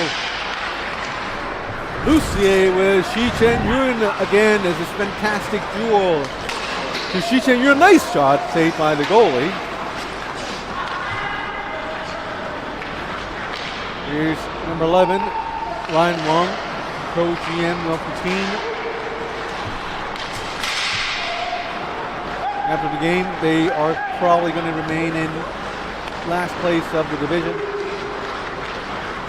GMs would have to think hard about trades, tactics, or just line chemistry. They do have a very talented team. It's just how the GMs could get the players to work together. We've seen this game, the Aviators had their bright moments. The first period, really, really fantastic period for the Aviators. They dominated in shots on goals, but the score lines did not reflect the dominance for the Aviators in the first period, but starting the second period, something did not click for the Aviators, or rather, perhaps something clicked for the Toro Bulls. Very hard to say. I don't read minds like Tim and Clune, so I only see figures, stats, and numbers and what I see on ice. So something clicked for the Toro Bulls and something stopped working for the Aviators, and from then on it's all Toro Bulls. The Aviators tried to mount a comeback, but it was short-lived as the Toro Bulls were able to extend the lead again and again. With a little more than 2 minutes remaining in the game, scoring 4 goals for the Aviators, it's becoming more and more less possible. And here comes Rex Cool again.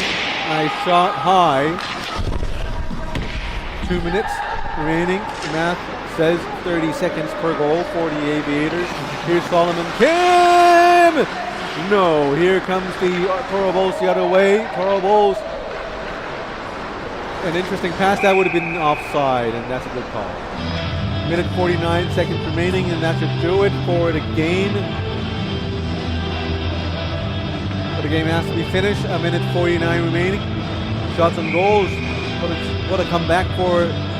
Well, in terms of shots on goals come back for the Toro Bulls. They're now leading in shots on goals 62 to 53. And talking about shots on goals, you have to applaud the effort by Horace Chung. For those who doesn't really know, a normal game here, we play at Mega or the other rink here in Hong Kong. On a good day, you might see 20 shots on net per game. NHL games, 30-ish shots on goals. If the team really sucks, we get 40. And here it's a 62 to 53, so for a goalie, it's quite taxing in terms of stamina and endurance. So shout out to Horace Chung to be able to stay on his feet for the entire 60 minutes. Tough for King Ho coming in at a difficult situation without really much warm-up. He's made some great saves, but his defense let him down, leading to a couple of bad goals early on in the third period. And from then on, there's nothing King could do. Because the job for a goalie is to make saves, but they could not score. But some does, but very rare. So King did a great job, and of course Horace Chung as well made some really memorable saves as we wind down to the end of the game. Yannick Wong coming in. Oh, Jeff Griffin before the game ends. Nice shot in the center of the slot, and Horace Chung was able to come up with a big glove save, keeping the score at 9-5. And let's look at, here's Yannick Wong, gets the puck out to Jeff Griffin. Jeff Griffin, nice aim to the glove side. And look at that glove save right there. Whoa, extends his arm. As Horace was moving onto his right, the shot was to his left, so he had to extend his arm. And that's the end of the game.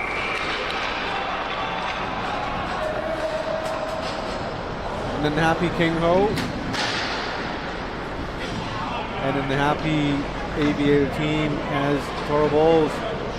Questionable shot near the end of the game. As the whistle buzzer was sound clearly, but still the shot went on. And yeah, but that's the end of the game. 9-5. All should be good in the end, as we're all mature hockey players. Some a little more maturity than the others. I'm not talking about you, Timmy Cruz, but yeah, we do have a very wide range of age here on the ice. There are some under the age of 18, some 15-ish, 16, some in the 50s, I suppose. But I'm glad it all worked out towards the end. Nothing major. And see, King Ho still, high-fiving the other guys.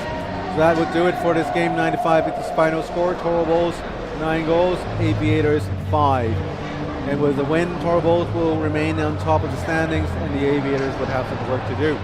And all the scoreboards are working, so it's a great news for everybody right here. Coming up, it's going to be the Hong Kong Panda versus the Black Dragons. I'll take a short break. I'll give you guys the highlight reels for this current game, and I'll be back right after this.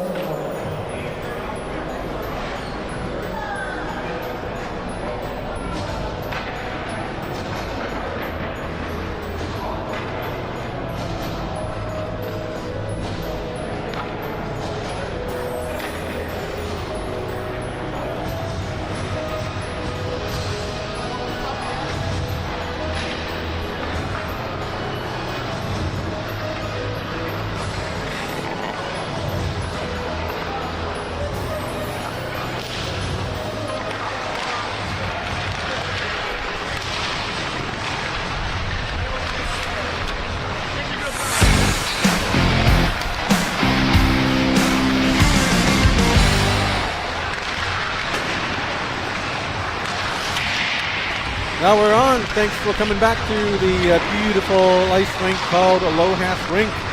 We're in Turn Quan O in the beautiful city of Hong Kong. And in this shopping center, there's this fantastic full-size ice rink. And with the support, we're able to have both our Hong Kong China Ice Hockey Association leagues here. The adults, the top league here in Hong Kong League, which is what we're watching right now, and the kids league, the top club league on Saturday nights, the under 18 league, both held in the last rink. And Turn Quan O is the area we call this, the district. And funny enough, the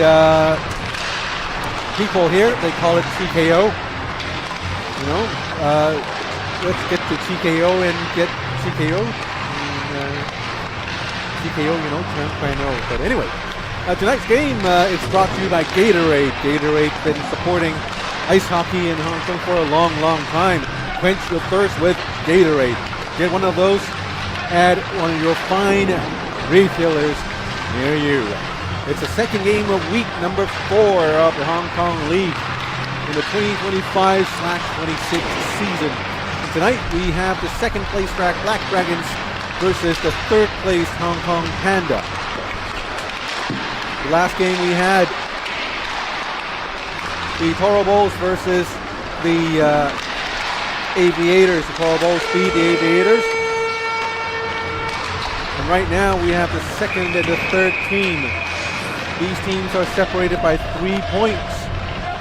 So if the Hong Kong Panda wants to move up in the standings, they would need to win the game in regular time. And for both teams,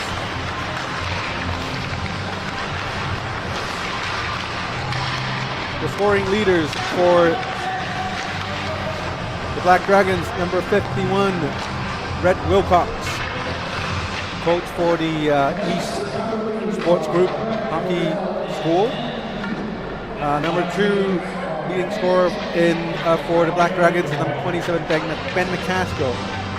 Ben McCaskill pairing up with Brett Wilcox, working very well with each other. And Ryan Wong, 59, the Black Dragons' next most the next player with the most points. That's the top 3: Brett Wilcox, Ben McCaskill, and Ryan Wong. And for the Hong Kong Panda, number 88, Albert Persons. Before the draft, nobody knows about him. Now everyone does. He stands in 4th place in point standings with 12 points in just 3 games. That's 4 points per game. Doing a lot of math tonight. You know, I'm not very good with math, so if my calculations appear to be wrong, just let me know in the comments section. I don't know, I'll get my kids to teach me some math. Kids are apparently pretty good. On the Hong Kong Panda, their number 2 scorer is Winnie Olsen, number 3, playing as a defense.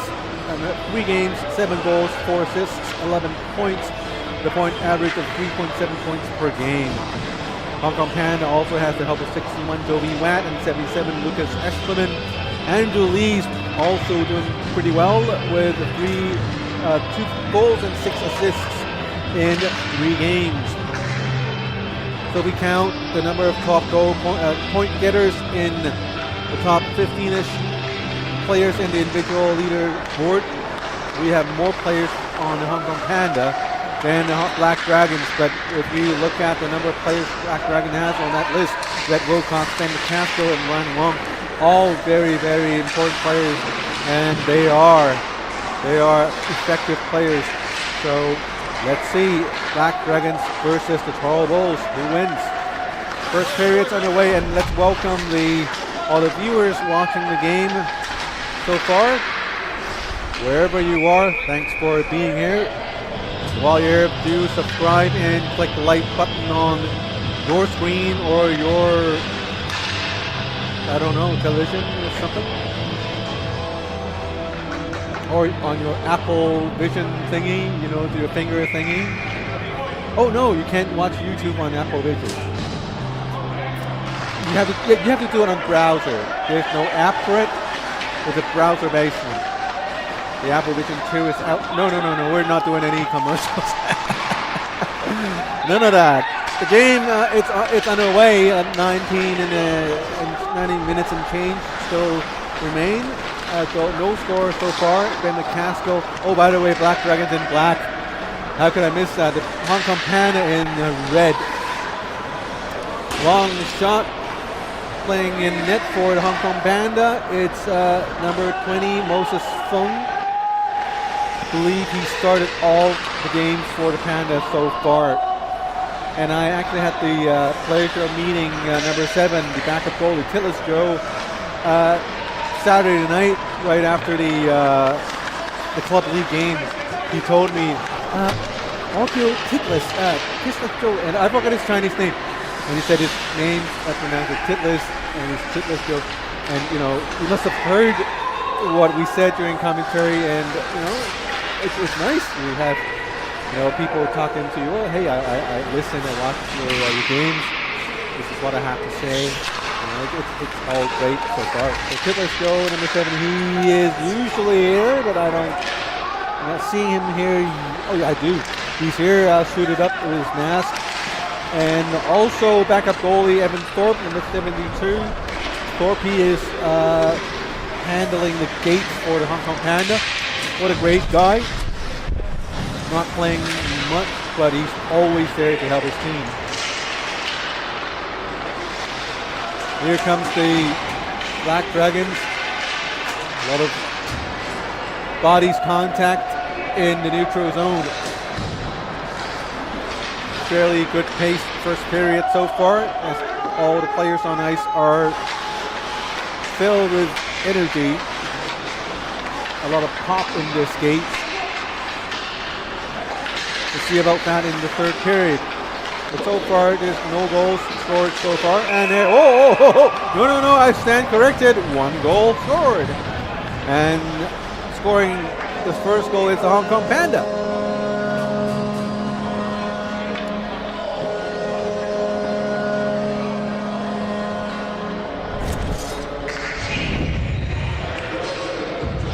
It's behind the net play, right in front of the net. Look at that. Take a look. 1, 2, 2 black shirts with just 1 red shirt. And guess what's going to happen? Good things for the black team as they are there first. As you see the red shirts coming back to defend after the puck was already passed into the crease. It's a little too late. So it's a 1-0 game for the Hong Kong Panda. Not a lot of shots so far in the game, 3-1 in favor of the Pandas. And 2 of those shots came from the goal just now. Cross ice pass by the Black Dragons. Tip by number 42 kid Winston Kwok by Hong Kong Panda. The Hong Kong Panda really, really dangerous players. In Albert Kerson's number 88, Whitney Olsen number 3. Especially with Albert Kerson's one in red helmet. I don't see him on ice right now. Oh, he's on the bench right now. So every time he gets a puck, he just gets in there and makes the shot. Very complete player in number 88. And the GM's Whitney Olsen did a fantastic job on getting Albert Person. He had to make some trades to make this happen, but boy, did those trades work for him.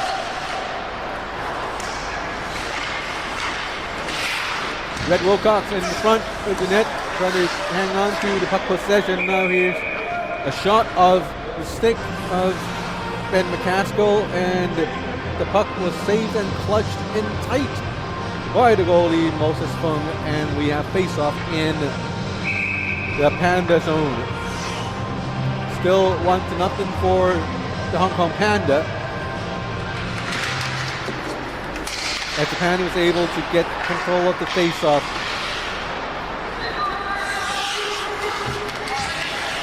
Here's Whitney Olsen, and we have a whistle. Whistle was blown by the linesman, so it has to be either the puck was played out of bounds or it hit something off outside of the rink itself. with roof, the netting and stuff.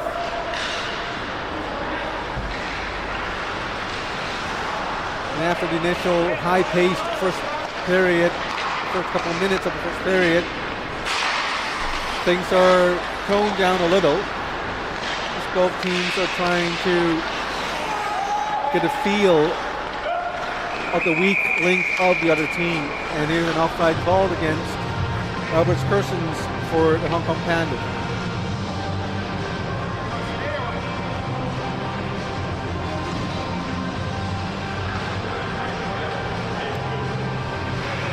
Not a lot of shots on goals. Again, 4-2 in favor of the Hong Kong Panda. Face off, won by the Hong Kong Panda. Eugene Lee. Give away to Ben McCaskill. McCaskill moves in like a shark. Backhand. Go Moses Fong saves the puck. Holds on to the puck with his gloves and waits for a whistle.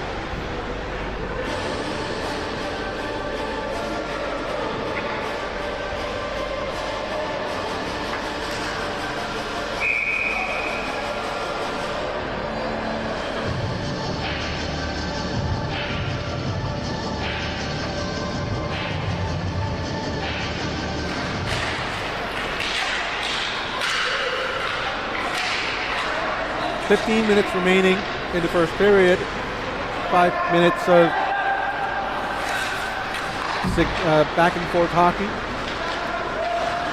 Here comes Albert Persons. Joby Watt, long shot, hit the leg. Then McCaskill coming the other way with speed. Gives it to Ikeda. Ikeda did not expect the pass. He was standing still, so he could not get the puck in time. Albert Persons moves the puck back. Picked off by number 7, Ryan Lee. Ryan still with the puck, centering pass from behind the net to Ikeda. Ikeda fights for the puck behind the net. 4 players digging for the net, and coming out with the puck is Albert Persons. A little slowish, probably at the end, towards the end of the shift, and that's an offside call against Albert Persons again. That's the second offside call in just a couple of minutes.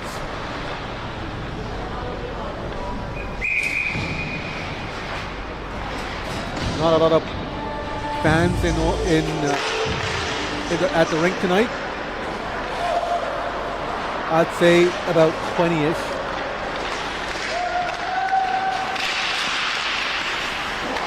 Probably a little difficult to come out for the games as it's exam time for a lot of kids. The parents tend to stay home, but if you are watching this somewhere else, thanks for joining us, and do remember to click subscribe and like this video so we know your support is right there for us. Here is Whitney Olsen. Olsen with the puck tries to give it to number 14, Tim Hanglin. Picked up by the Black Dragon shot, saved by the goalie, steered it towards behind it. Oh! Rebound came right in front of the net, picking up the rebound was Jaden Yoon. As Jaden found his huge presence landing right in front of him, reflexively put the puck towards the net and saved by Moses Fung again. Still a 1-goal game leading by the Hong Kong Panda.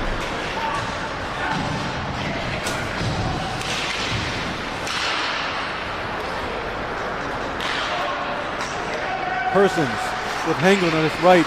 Oh, nice nifty pass and saved by the goalie.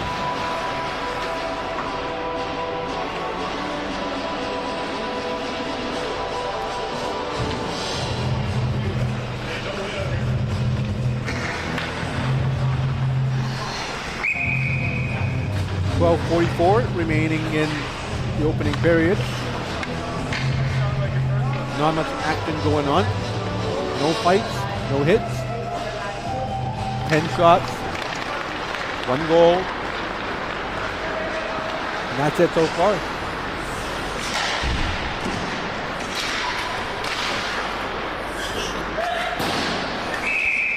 Persons tried to clear the puck, lift it up, but it hit the roofing of the side of the rink.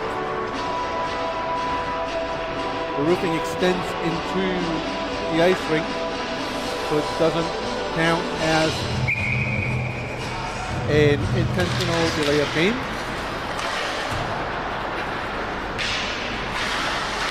But playoff had to be called back into his own zone, though.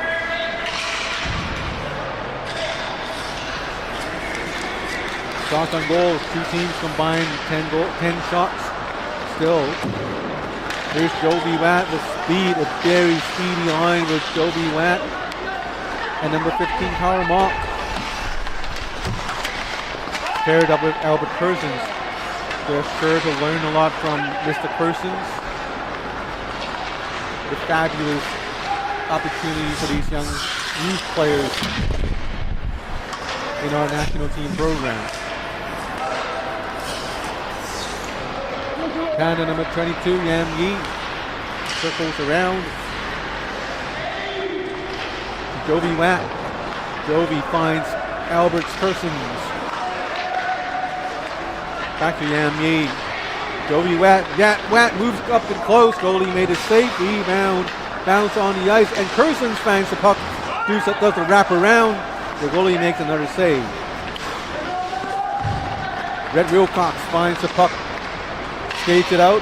Passes it to Ben McCaskill. McCaskill stops. No, that's Joseph Natur. He stops and moves the puck into a place where nobody's there. Gave the puck away and he went in for a change. Hong Kong Pandas with a collision right on the blue line. No calls by neither referee. And here comes the Hong Kong Panda.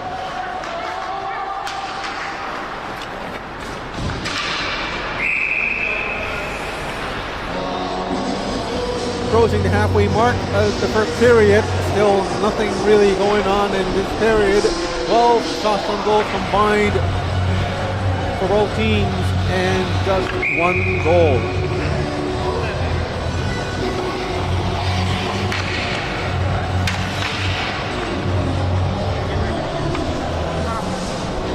Face up in the Black Dragon zone. Long shot, hits the leg, but bounced off and ends up into behind the net. Vinny Olsen dumps it back in. No offside. Onside play. Hong Kong Panda finds the puck. Dumps it to the other side of the rink. Now we're a bunch of players fighting for the puck. Hong Kong Panda coming out with it. Behind the net. Panda still trying desperately to get into the slot. Or getting into a more favorable position to score. And we have a delayed penalty with referee Craig Rousseau's arm raised up. So Hong Kong Panda pulled the goalie. Now we have a 6-on-5 situation. Here's Albert Persons circling around the net. No hurry. And they gave away the puck possession to the Black Dragons, and the referee calls for the penalty. With 9 minutes and 38 seconds remaining in the first period, going into the box is Black Dragons number 4, John Navin.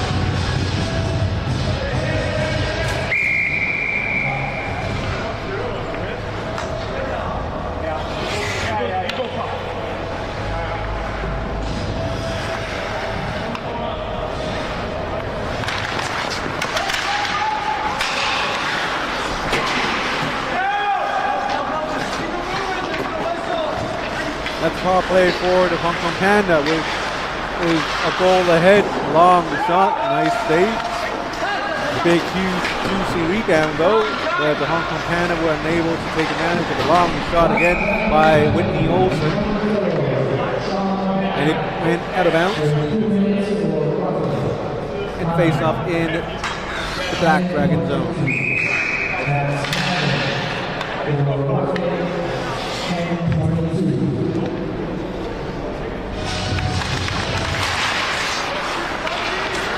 Whitney Olsen, Jovi Watt, Started center to Yam Yi. Yam tried to deflect the puck,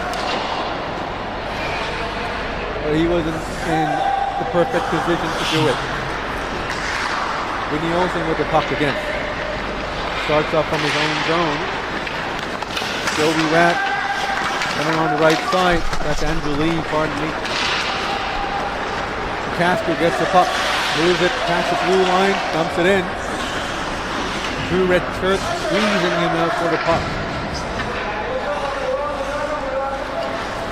Persons looking for the puck, gets it, moves up with speed, goes past 1, 2, 3 black shirts, and at the shot, nice save. It is great individual effort by Albert Persons. But even though they have been keeping the puck in possession for quite a long time, there isn't quite a lot of shots made by the Pandas in this power play.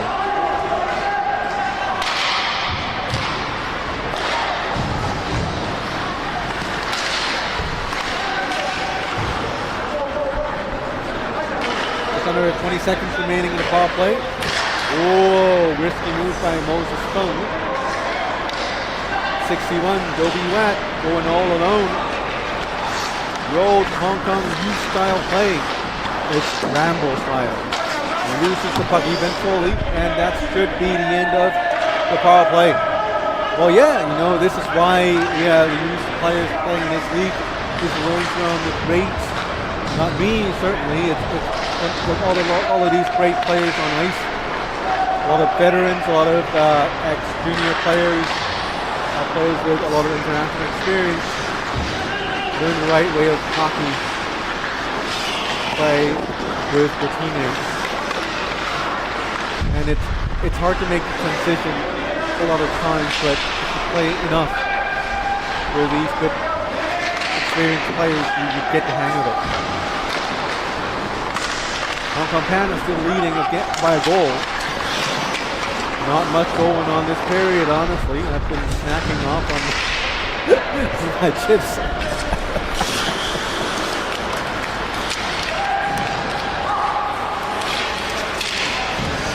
It's a scrappy game so far. There's a lot of back and forth exchange of puck possession, battles along the boards, neutral zone battles, but really not a lot of shots to begin with. And now we will whistle with Frank Russell calling the players from both teams off the ice.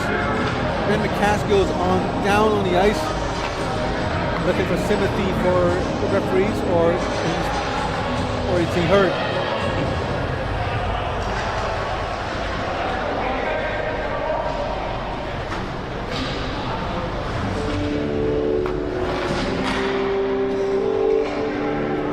Ben's up, going into the box. It's Ben McCaskill still sending Christmas wishes to referee good old Craig Rosell. Going into the bench for the Hong Kong Panda. I don't see the number on the board yet, but it looks like it's number 4, Tom Allen. Lanky Allen going into the box, and Ben McCaskill in the box as well, so both penalties cancel out. It's a 5-on-5, I believe. Or is it a 4-on-4? 1, 2, 3, 4, 5, 5-on-5. Sheila Loud moves the puck to Isaac Chan on the right. Behind it is Brandon Lui, a very useful line of forwards for the Black Dragons. Under 6 minutes remaining in the period.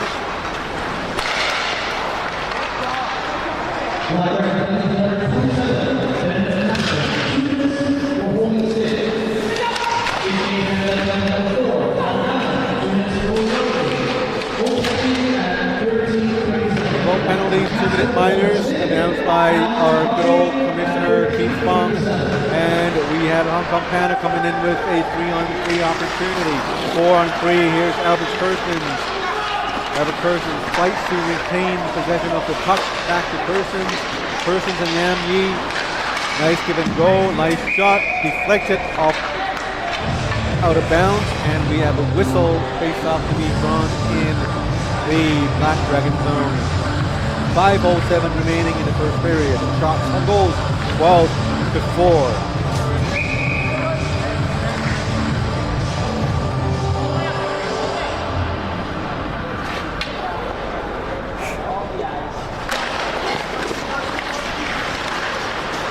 Face off.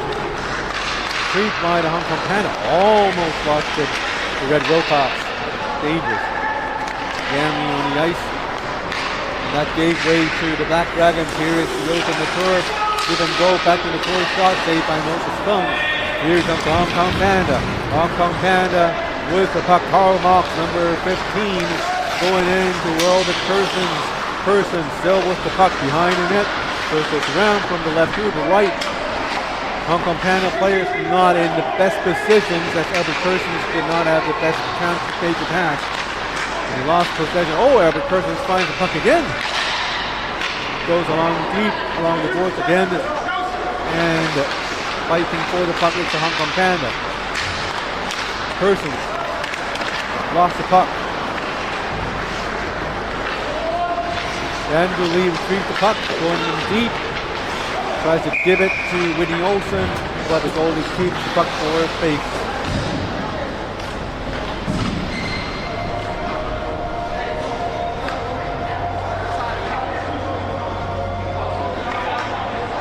Shots on goals, 13-5 for the Hong Kong Panda. Lots of shots for the Pandas. Just one goal to go for. Here comes McCaskill without his usual line mate buddy of Jesse Lucier, who's on for the Aviators. He has to work with his new mates. So far, Red Wilcox has been working quite nicely with Ben McCaskill, arguably two of the best players on the team. Look at the leaderboard for the Black Dragons. These two players, along with Ryan Long, they make the bulk of the scoring for the Black Dragons. Lau Shilok goes a distance fourth with just 4 goals and 2 assists, 6 points in 3 games. Now you'd wonder, 6 points, 6 points. That's what 3 points per game. That's fabulous in the NHL, but this is the HKL. It's a little different. As I was chatting about other stuff, we have a goal by the Hong Kong Panda. They've just extended their lead to 2 goals.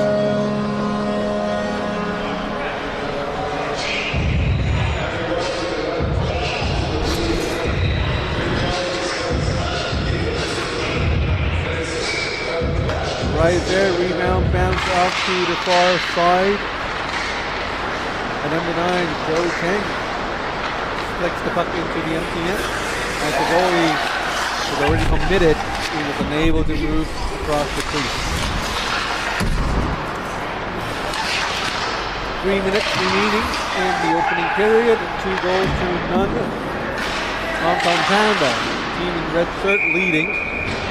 Their goalie, Moses Fung, still doing very well, keeping his team in the lead, making 6 saves so far in this game.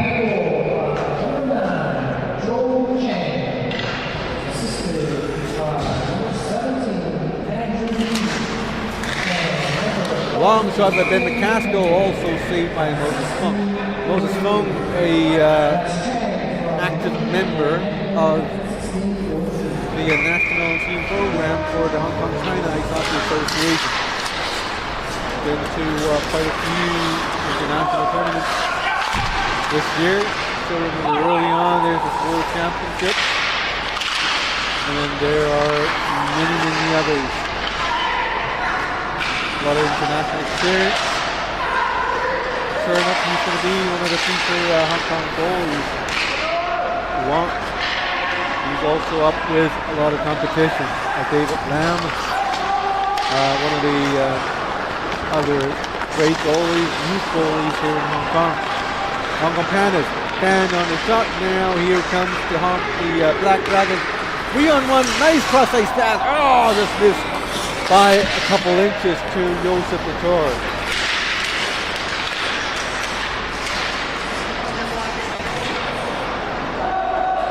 Hong Kong Pandas, Tom Allen coming out of the penalty box. Kind of brought down by Joseph Latour. No call by either of the referees. Here's Albert Persons with speed. Going in, tripped down, ran into the goalie. There's a whistle, but I'm not sure what it's a whistle for. Could have been on the Black Dragon player who brought down Albert Persons. It could have been on Albert Persons. It could have been on me. But it looks like it's going to be on one of the Black Dragons, who's in denial at this moment in time.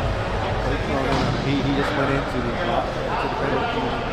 The bench is coming back out again. Then Casco. I can't imagine him being happy at this moment because it's the second consecutive penalty taken for the team. And frustration on his face, I can read. But I don't read what he has in his mind. You don't want to read. Here comes Joby Rat with his quick release. It's lethal for a goal.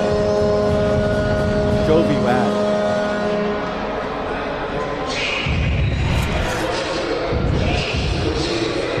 See this angle catches Joby Rat. Yes. Oh, let's wind back. It's a little too fast.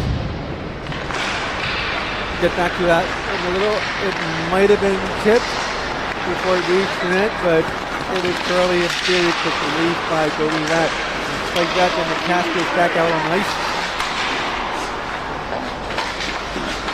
Rod it back on his bench as he's coming back out of the penalty box. It's not even, 5 seconds into the penalty, and Hong Kong Pandas was able to score the third goal of the night. So they're up by 3 goals with a minute and change remaining in the opening period. Shots on goals 18-7 in favor of Hong Kong Panda. Black Dragons, not much going on for the team so far.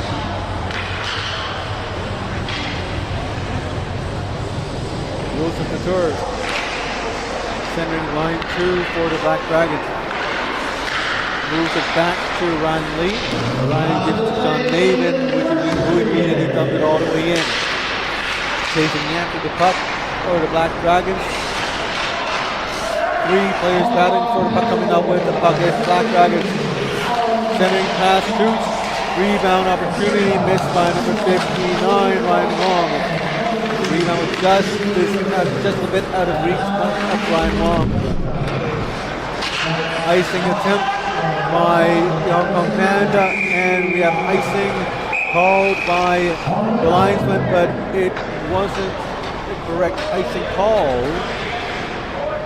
But I think there is also a penalty called by Craig Rizal. Interference against Whitney Olsen, I think. Or no. Or yes. Or no. Yes. Whitney Olsen's going into the wrong box. No. It's a penalty against the Black team. Black Dragons number 4, Sean Nathan. I believe it's the second trip to the box as well. So nothing's going right for the Black Dragons so far, and you can see in the bench the frustration on the players' faces. Hey, this is hockey. You just have to, weather things out. Stay calm when the storm is over. You start with a fresh page. Here comes Black Dragon, shoots, and it was near miss. Whoa, nice. Joby Rat just merely avoided an open ice hit. Very smart play by the young player, and that's it for the first period. Some body hugging on the ice, I suppose. Friendly shoulder tapping. It's a show of friendship. The score is 3-0 for the Black Panda. Hong Kong Panda. And a lot of yelling for both sides of the bench. On my right, Ben McCaskill, he's cheering his team on, trying to psych his team up. And on the left side, a relatively calm bench. I'll take a short break. We're back in 30 seconds for the second period.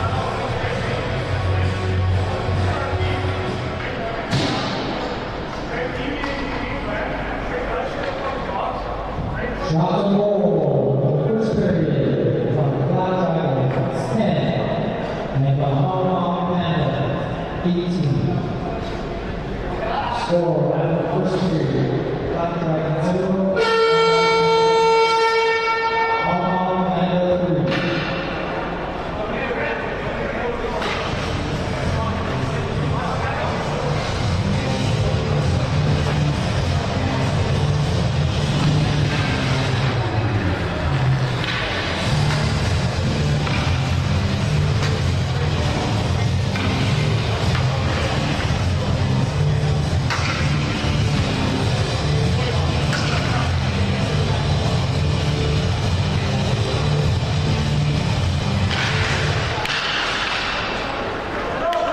Welcome back to the second period of the second game of Hong Kong League tonight.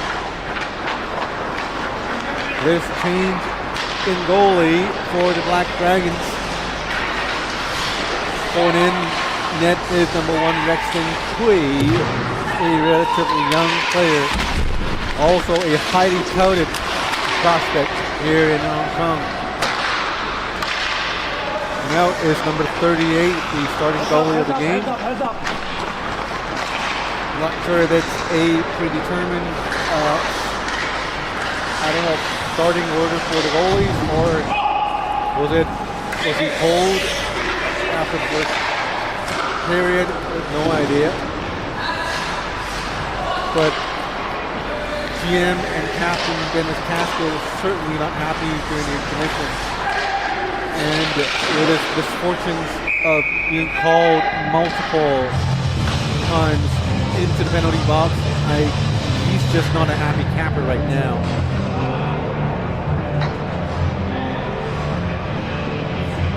He was trying to psych up his team during the intermission. Would it work? Would it have other effects on his team? It remains to be known. 25 seconds remaining in the power play for the Hong Kong Panda, who are leading by 3 goals already.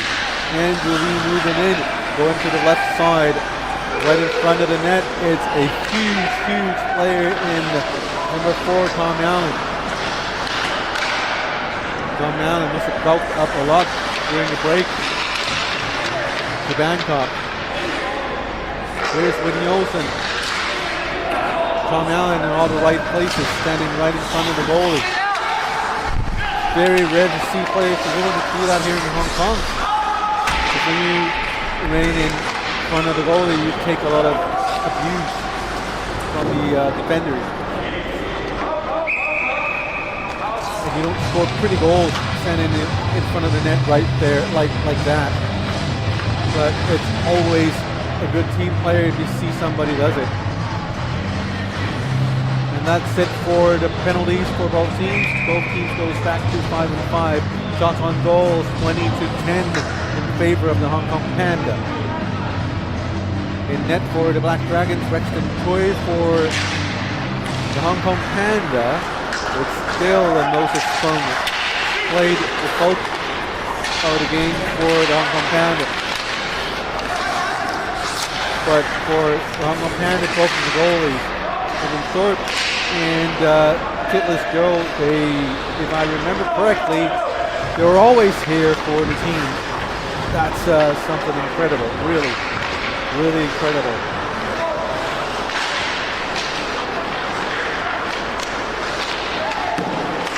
Long shot by Joseph Matur, blocked by a Panda.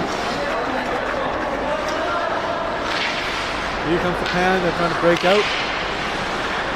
Number 9, Joe Cheng. unable to keep the puck from Isaac. 10 from the other side. Isaac trying to keep possession. Moves the puck behind the net. Puck battle on the boards. Shot on top of the crease. That's number 7. Ryan Lee. A little tap on the stick right there. Not called by the referee.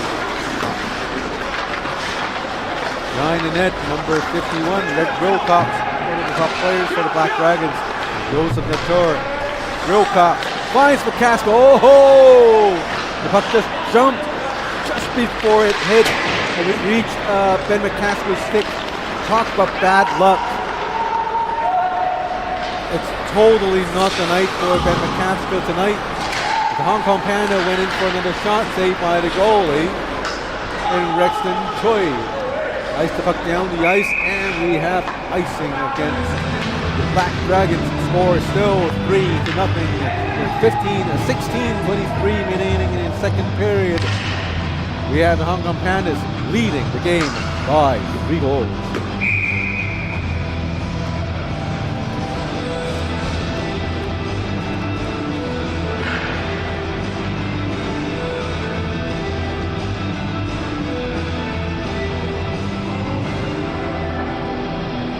Slight delay in face-off. As the players are fighting, jostling for precision. And Langton and the referees have to maintain order on the ice. Here comes Ben McCaskill, the captain and coach GM. Joseph Latour on top of the slot. No shot. Chooses to go deep. A couple passes later, Black Dragons lost possession of the puck. Whitney Olsen. McCaskill fighting to get the puck back.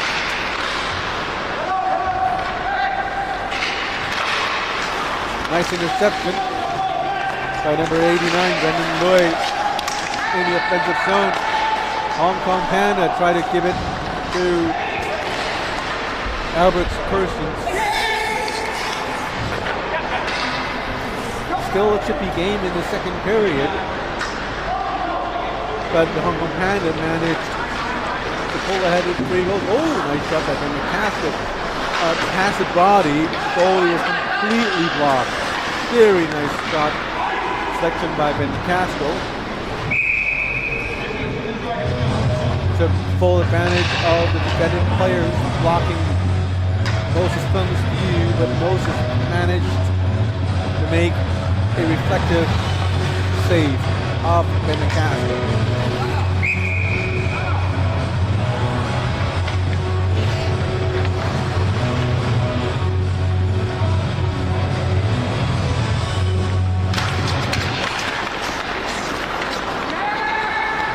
Tom Allen flicks it into the offensive zone, picking up the puck. Joby Rat back to Tom Allen. Winnie Olsen keeps in the blue line in the offensive zone, tries to snap it, lost his own stick, and lost possession as well as Brandon Lloyd. Shoots high and wide.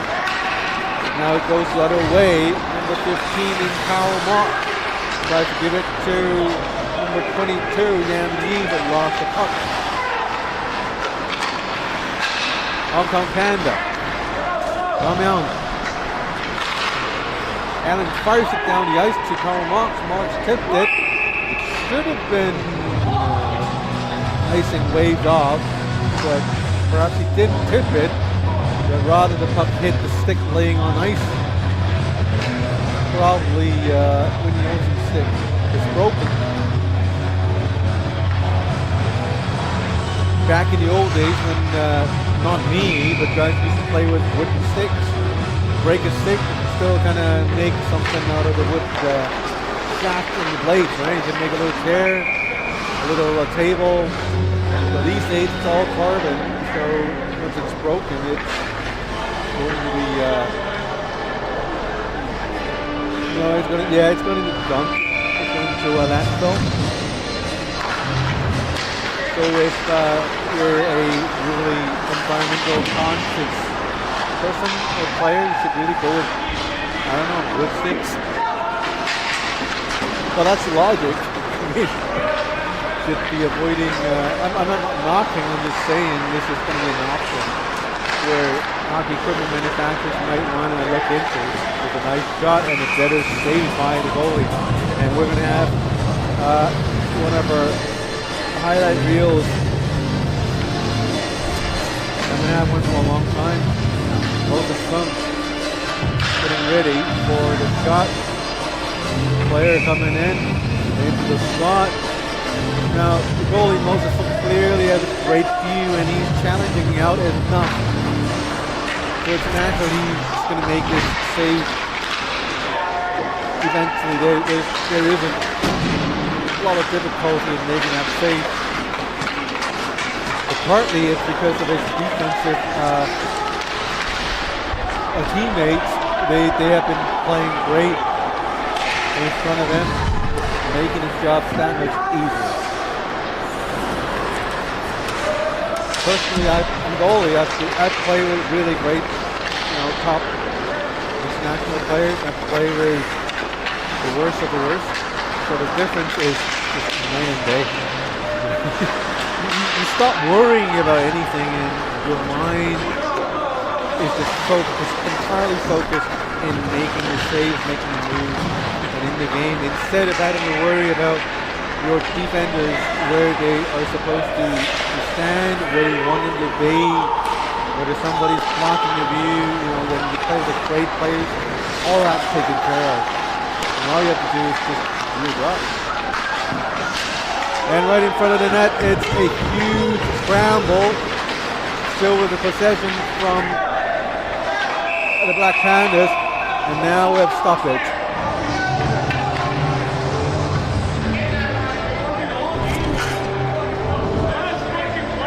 Right in front of the net. Wow, Moses Funk made a huge pad save right there. And then there's Ben McCaskill going, trying to wrap around. Moses Funk already lost his stick, but he's still in his position to make a second save if needs be. But that save was huge. Let's take it out, look at that again. It was just so nice. Right there, look at that. A huge extension of his legs. And wow, what a save by Moses Funk.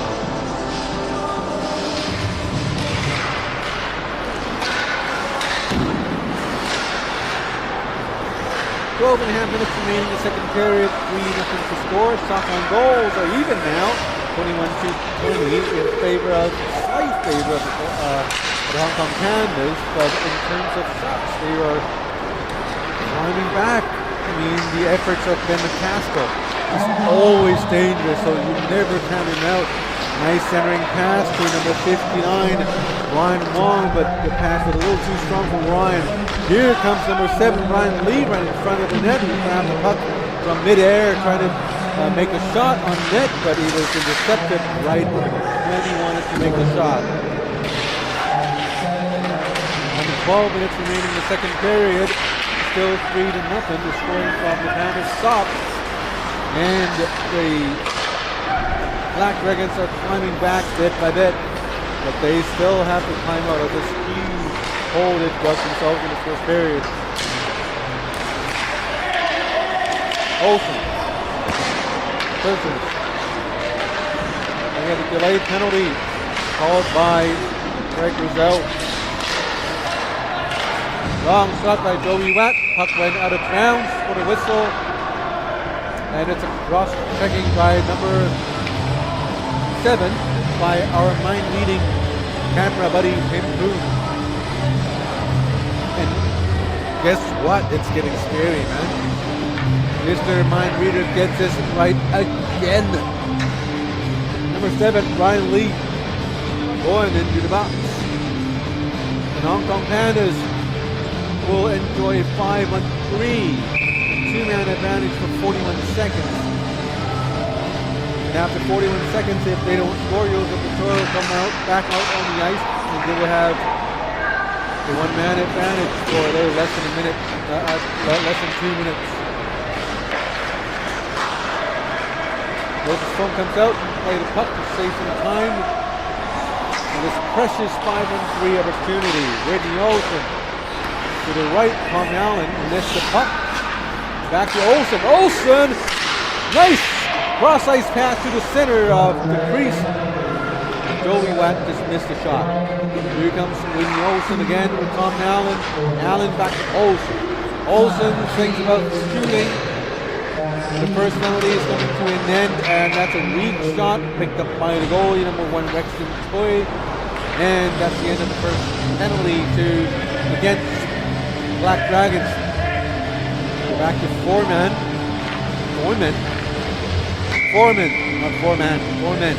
Min. M-E-N-Min. But Young Pan is still enjoying a 1-man advantage for 1 minute and 18 seconds.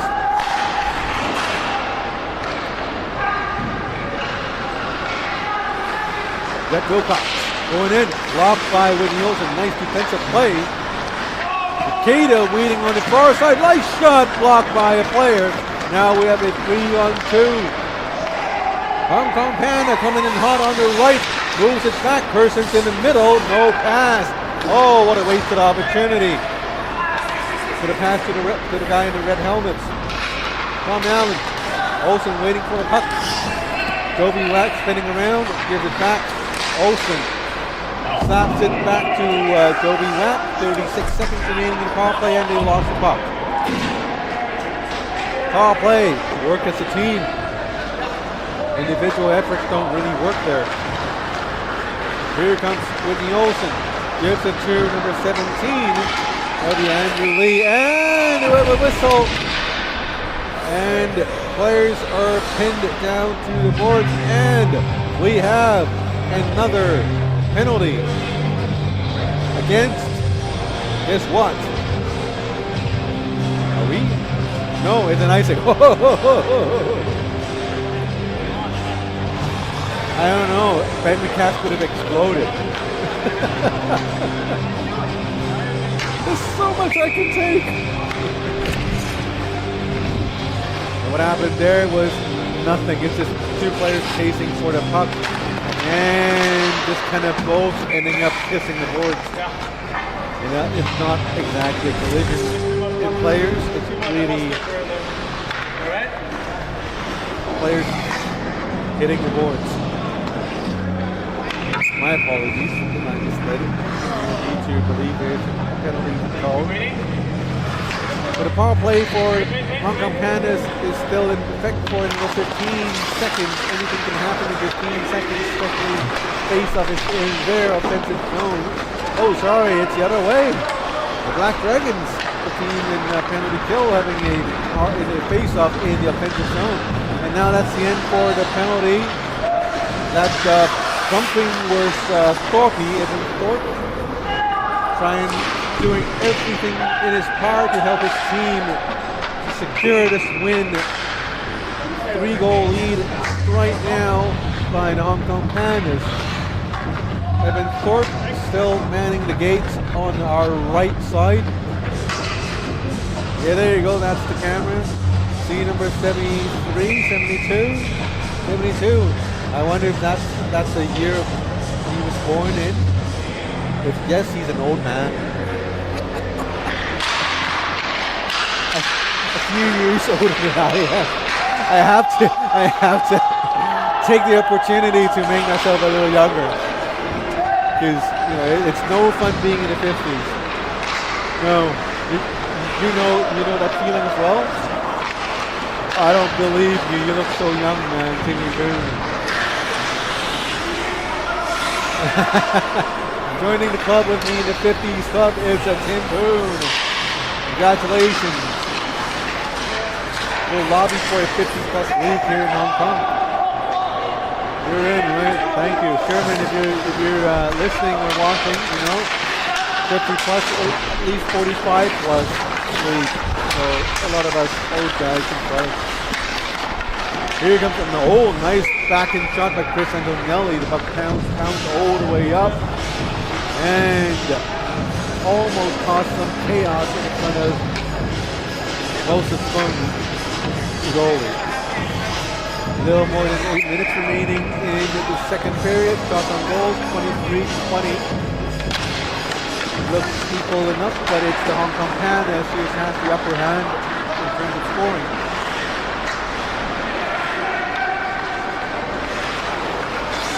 Castro, long shot, trying everything he can.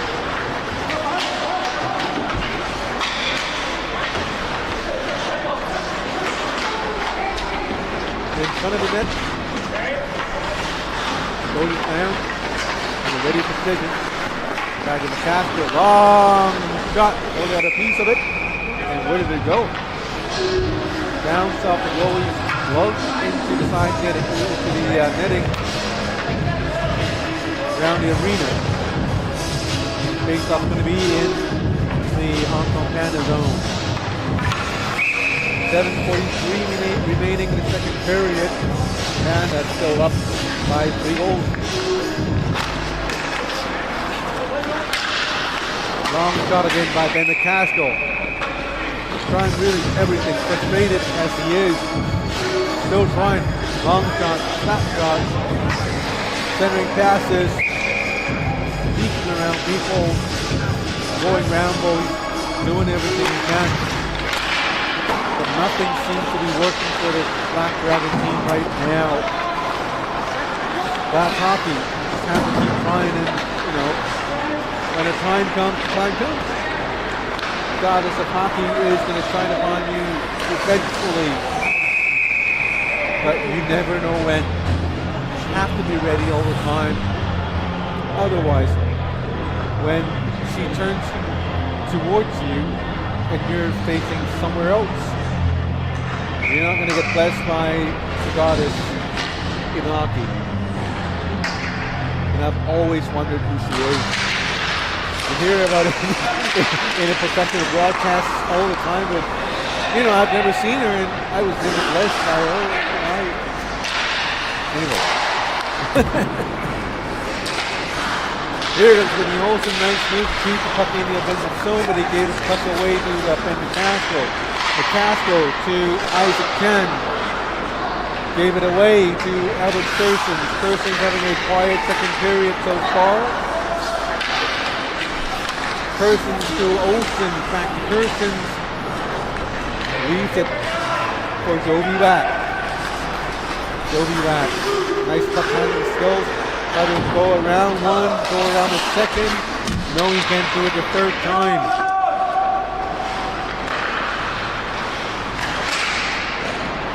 Persons.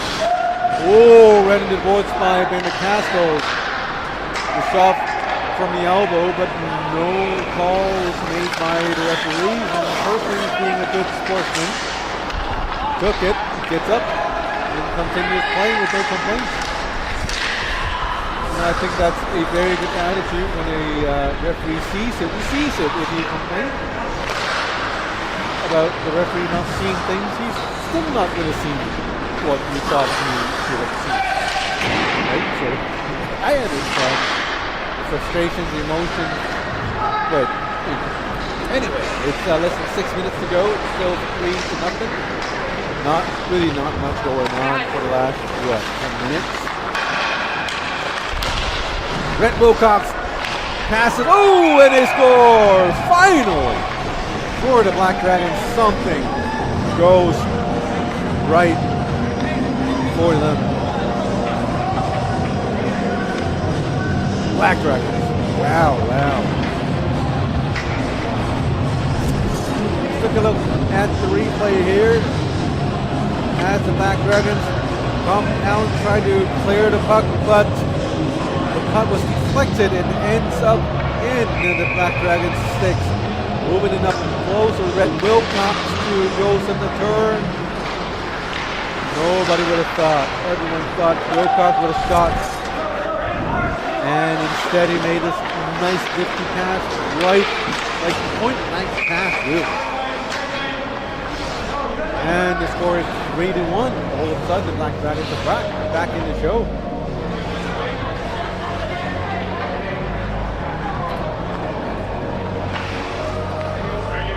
.5:20 remaining in the second period. Shots on goals are equal at 24 apiece.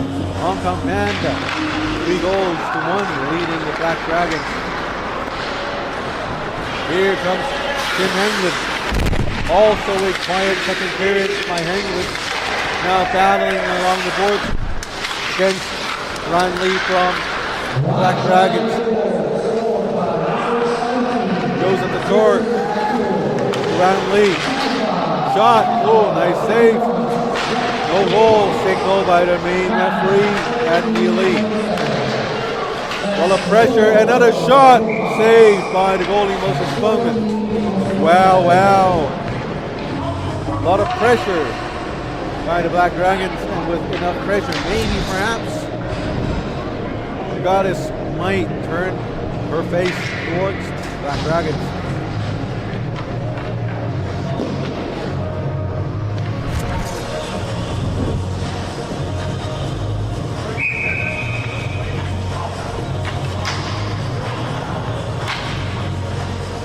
Talking about last week, Steve Kong's commentary was great. Here's Ben Castro with another strap shot attempt. Still saved by the goalie. 4.5 minutes remaining in the second period. 34-27. Black Dragons coming on top in terms of shot on goals for the first time in this game. And now we have a penalty signal by Anthony Lee, the referee. Black Dragon player down. That Wilcox not a good sign, as Wilcox an important player for the franchise. Heading to the box. Tom Allen, number 4 for Hong Kong Panda, giving the Black Dragons a 2-minute power play opportunity.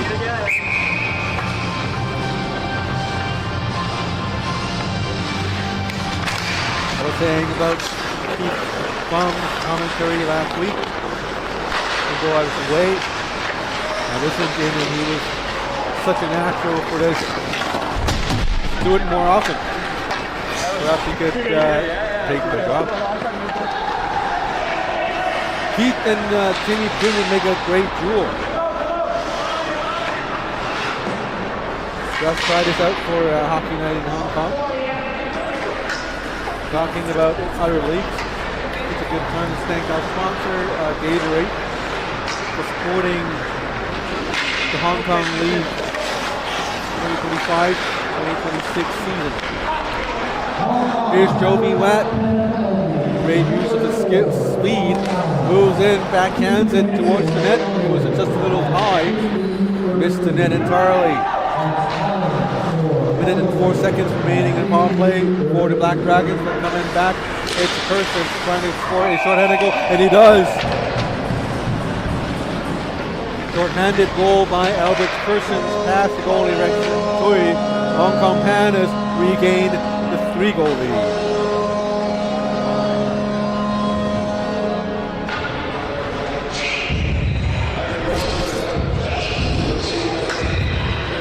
Here comes Persons on the right of the screen, cutting into the screen right now. Moves to his backhand. Oh no! It's a fake move. Looks like he moved his backhand, but shot the puck in between his legs through the 5-hole of goalie Rex Tui. What a goal by now star player.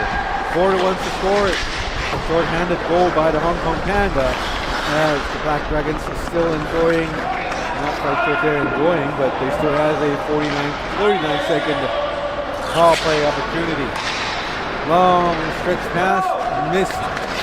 Woody Olsen, long dump. Puck doesn't quite get to the end of the rink. Has been McCaskill intercepted. Plays it. Rise of 10. Unable to get the puck into the zone. Jaden comes back, receives the puck. Isaac Chan, Isaac with the puck, going into the offensive zone all alone. Leaves it for McCaskill. McCaskill going up close, shoots, and blocked saved by the goalie Moses Swung with his stick. That's it for the power play. Another long shot, glove, a trapper save by the goalie as he turned the puck into the side netting of the rink, causing a face-off in his own zone. Ford wants to score. 2 minutes and 10 seconds and change remaining in the second period.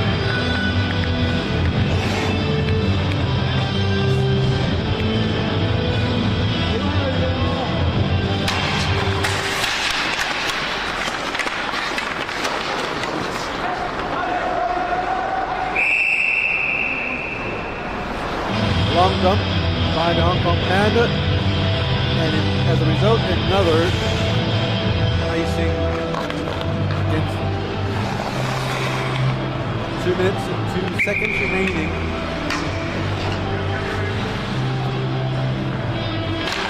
Let's go 4-1. And that's a penalty being called. It's a hooking by Andy, the referee, Andy Lee. And going to the box again, it's the Black Dragons. Nothing goes right for this team right now. They have to kill off yet another foul play from the Hong Kong Panda. That goes without mentioning that they're still down by 3 goals. In the ocean, Joby Watt. Joby had quick release, a flat shot. Ooh! Goalie made the save. Tom Allen took a whack at the goalie, and Black Dragon bench and the defender both came to the rescue of the goalie.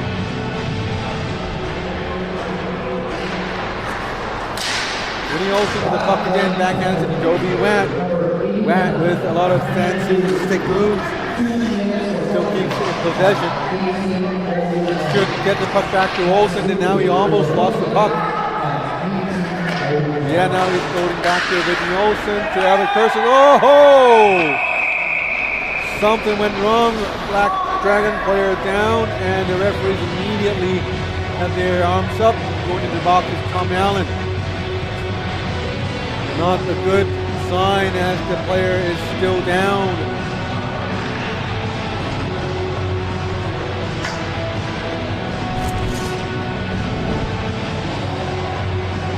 Right there in the shot. There's a shot from the back. Oh, and checking from behind.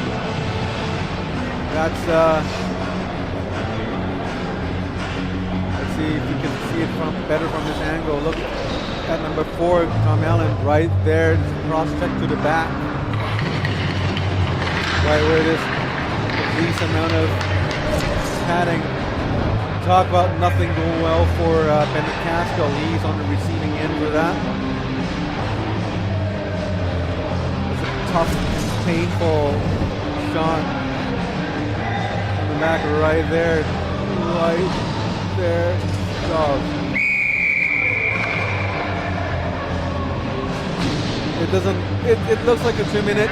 It doesn't look dangerous from this angle. But remember, it's to the part where there's the least padding or protection in your goalie equipment. And the back and the spine is always dangerous. So it's it's something that we all discourage players from doing. But sometimes things like these do happen, especially when it's like what we had just now. It's a jostling for position, or as some players might call it, protecting the house, protecting your peace. You're trying to take players out of their the lethal areas. But there are other ways to do it. Gently steering the players out, or giving them friendly reminders that they're not supposed to be there. Cross stick to the back, it's not very good.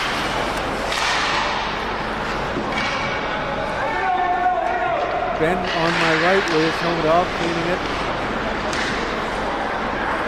Person shot, great save by Rexton Tree. Person still with the puck. Person's Joby Wet long shot, saved by Rexton. Yam Yee with the puck, steers it into the end board to Evan Persons. Persons, nice pass to Whitney Olsen with a fabulous one-timer and saved by the goalie. Long shot by Yosen Matur, saved by the goalie, and that would do it for the second period. The score is 4-1 in favor of the Hong Kong Panda. Both teams have players in the penalty box, as the Black Dragons will have number 89, Brendan Nui, coming out of the box in 2 seconds, and number 4, Tom Allen, will be out in 30 seconds. I'll take a short break. When we're back with the final period of this game of Hong Kong League action, week 4.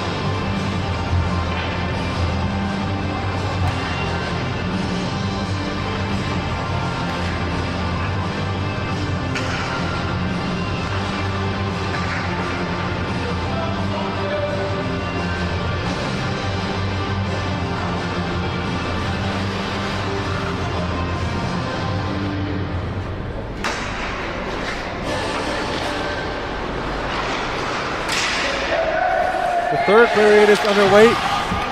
Last period of this game here, unless something happens and the Black Dragons score 3 in a row and ties the game. Of course, they could win it outright if they score more than that. But right now, as it stands, the Black Dragons have a hole to climb out of. But the end of the penalty to Tom Allen, number 4 for the Hong Kong Pandas, coming back out. Teams are back to 5-on-5. Shots on goals, 30 apiece. But the Pandas leading 4-1 against the Black Dragons. Black Dragons played a great second period, but really, they have been very unlucky in many aspects of the game. Some of the calls and non-calls, and some puck luck. They're not getting that at all.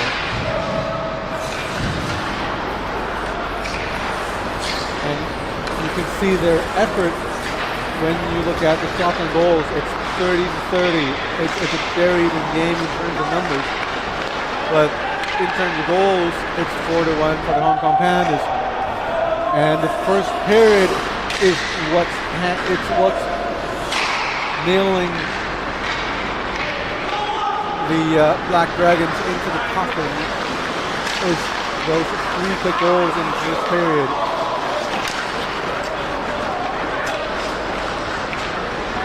And the Hong Kong Panda was able to capitalize on that. And the Black Dragons, Rexton Treves made a great save on his own end. Here's Lynn McCaskill coming back out, skating the spine. Very unlucky player tonight. I didn't want to make a joke about this, but I can't help it. The Sven looked clean shaven tonight. So it probably has something to do with that. Perhaps he should, keep a little bit of that beard. And I don't know, try it out next week, Ben. Perhaps. You never know. As hockey players, we're all superstitious bunch. You never know. And that's a great save by the goalie, Moses Sung yet again.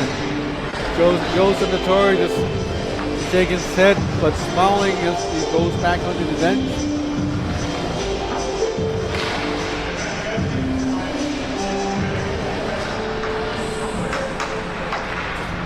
really feeling for the Black Dragons tonight. Great effort, like from top to bottom, but the results just aren't there. Here's Ben McCaskill again, long shot, fans on the puck. How often do you see Ben McCaskill fanning on the puck? Something is wrong, man. And here comes the Hong Kong Panda. John Nabin going at the Panda players, trying to shove him into the boards, almost taking a penalty. If that shot, if that shove from negative, it would have surely been a high-sticking penalty. Winnie Olsen fires the puck down the ice, finds Joby Rat. Rat, long shot, saved by the goalie. Percy spins around, still being pestered by Chris Antonelli. Clears it into the neutral zone to find Tom Allen. Allen had trouble connecting and fires the puck in. Linesman signal for an icing, waved off by the front linesman. McCaskill coming in. Can he change fortune of the game with this attacking opportunity? Still Ben McCaskill leaving the puck in with his teammate. And here comes Joby Watt the other way. Joby with palm off on his right. Oh, shot into the ice. And oh no, that's a penalty against the Black Dragons. That would be number 98, Isaac Chan. As he was being called, he flipped the puck away. I'm not sure if Craig Roselle's going to call that extra 10 minutes on that.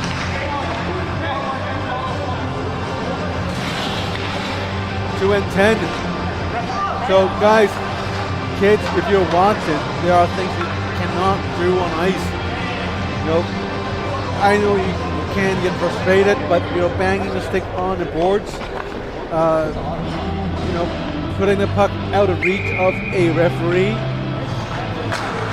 These things are 10-minute personal misconduct. The team needs you, especially when the team is down by 3 goals. There are better ways to express your discontent or frustration. Talking to your teammates is a good thing. Turning that negative emotions into positivity is always a good thing. Eating, like snacking, like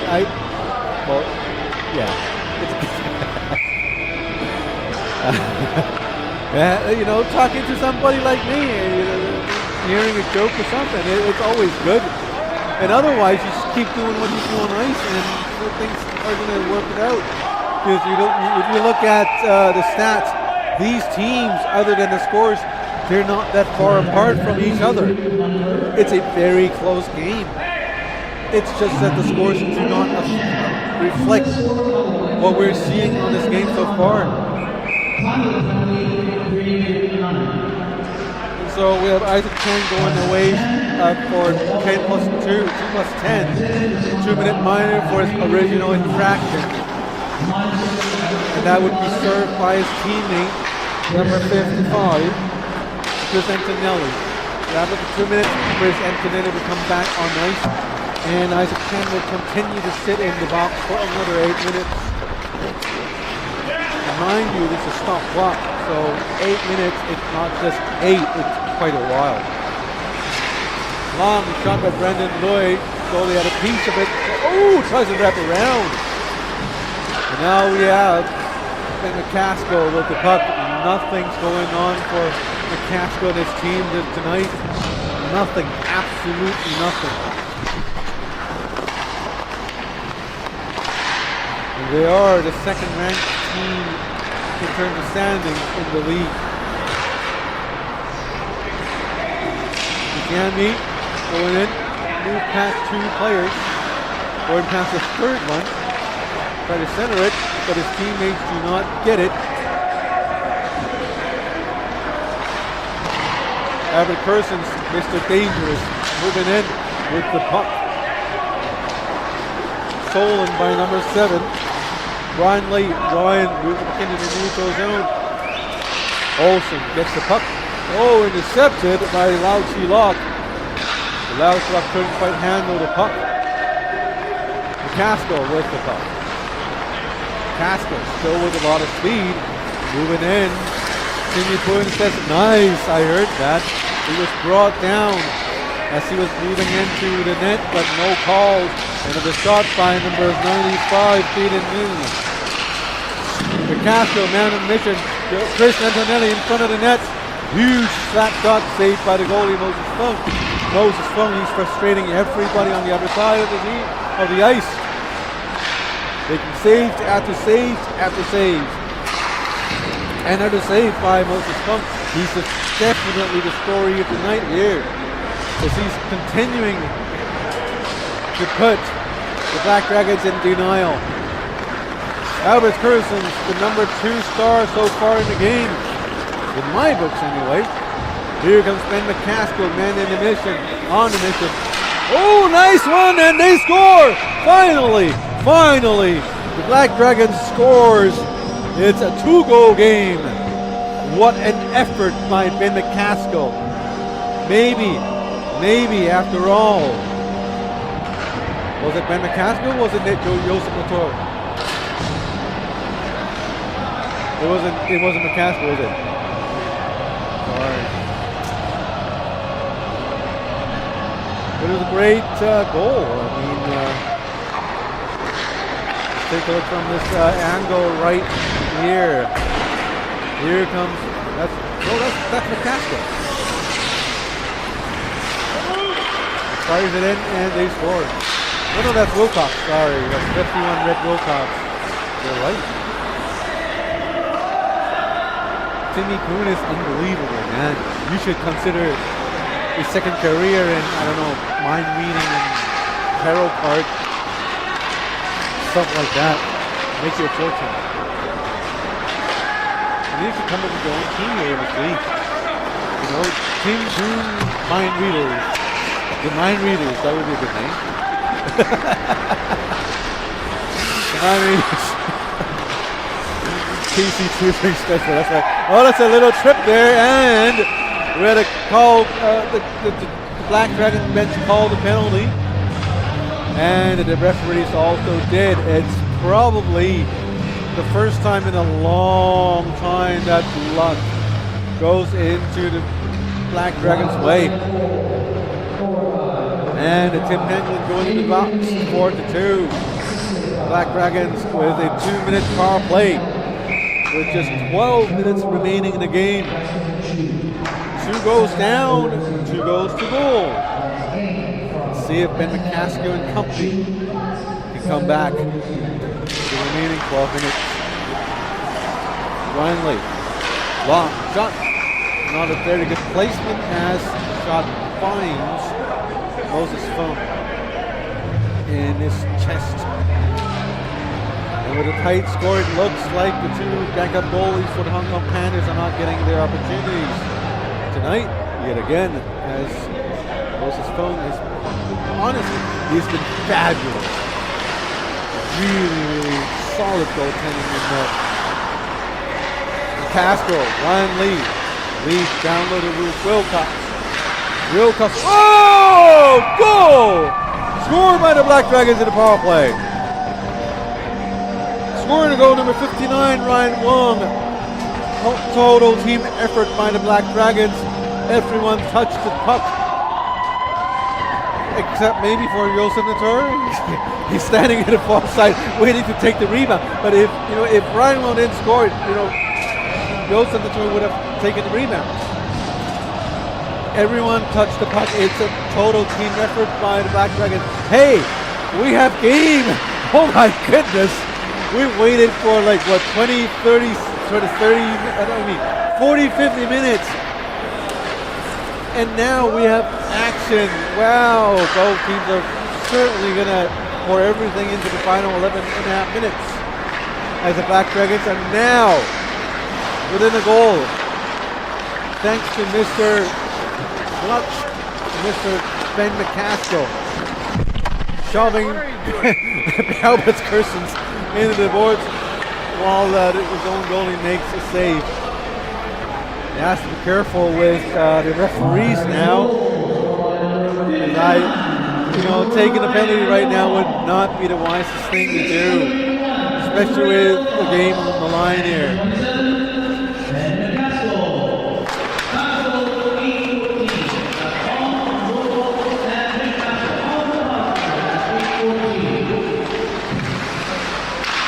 And McCaskill again! The puck was shot and it was deflected out of bounds. And Whitney Olsen, still Neymar style, roll on the ice, 7:20. Neymar style.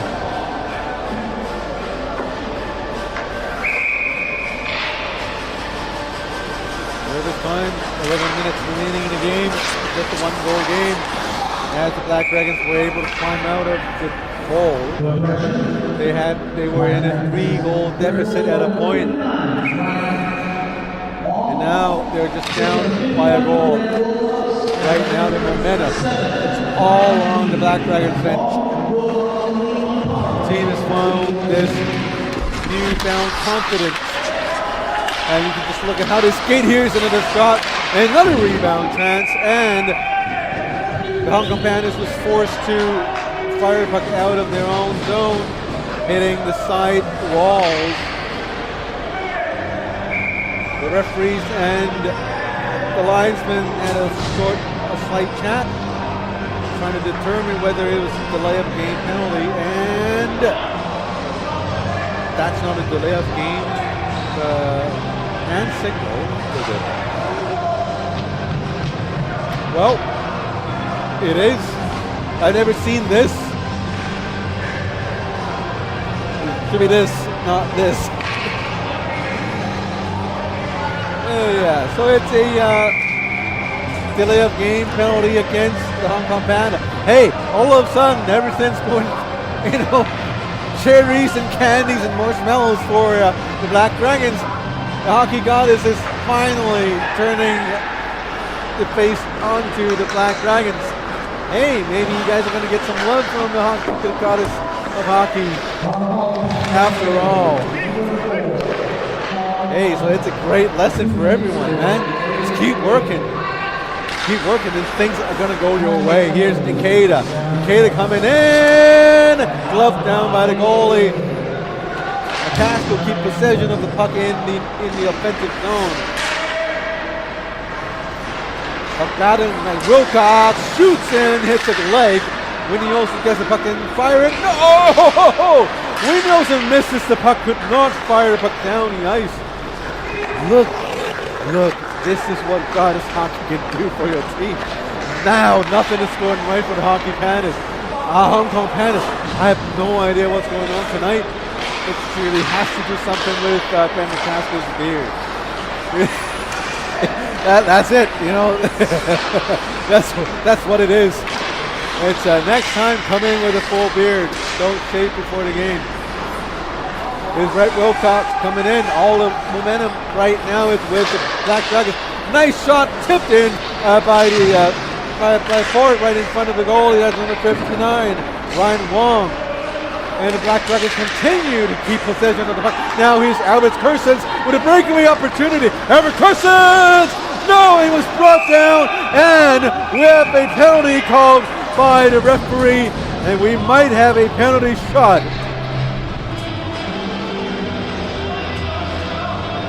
I forgot to press the button. Exciting play for sure. We have a penalty shot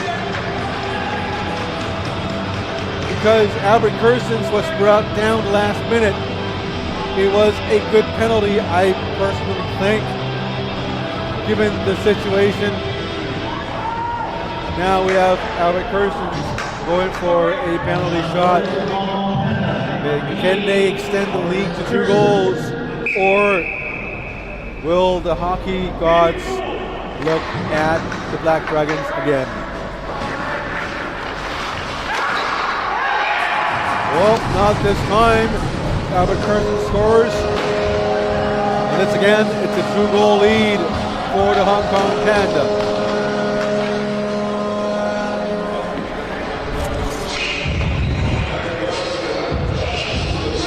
Taking it slowly is Albert Persons coming in. A little change in speed and went.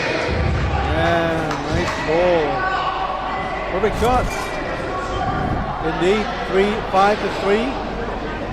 Black Dragon still has a power play with still 28 seconds remaining. And there's still 9 minutes remaining in the game, so that's a lot of time given the momentum they have and the rejuvenation of the entire team.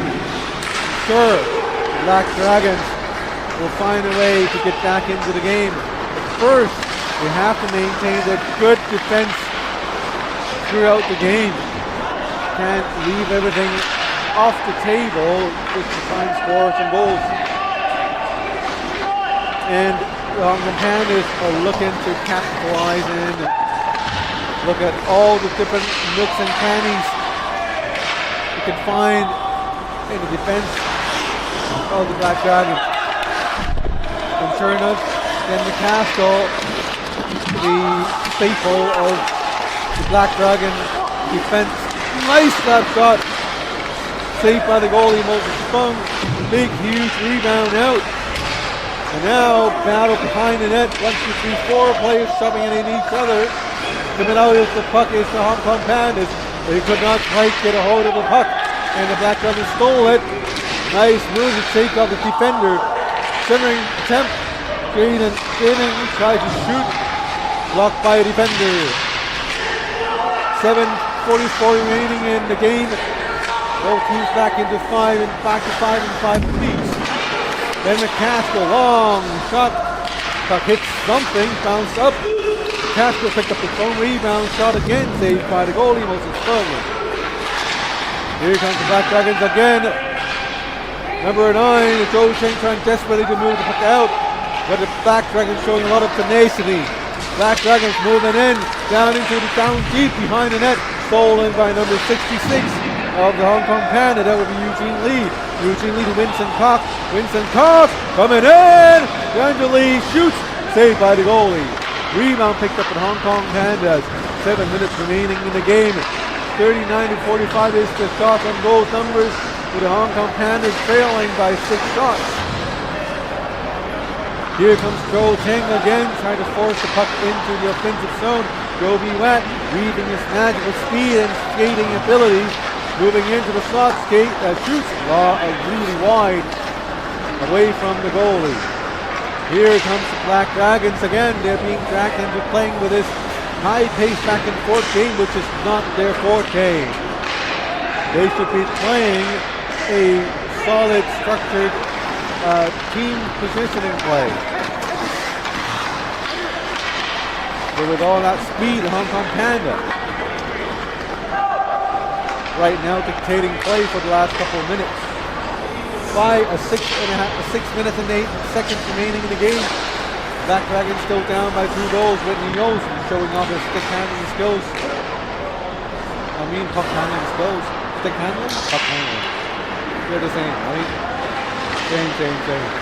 Here comes Persons again! Shoots and glove down by the goalie, Rex Grace.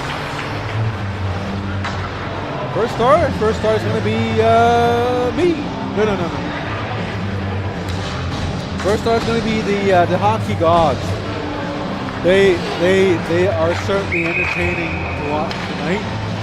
Given the momentum swing between the two teams tonight, was huge.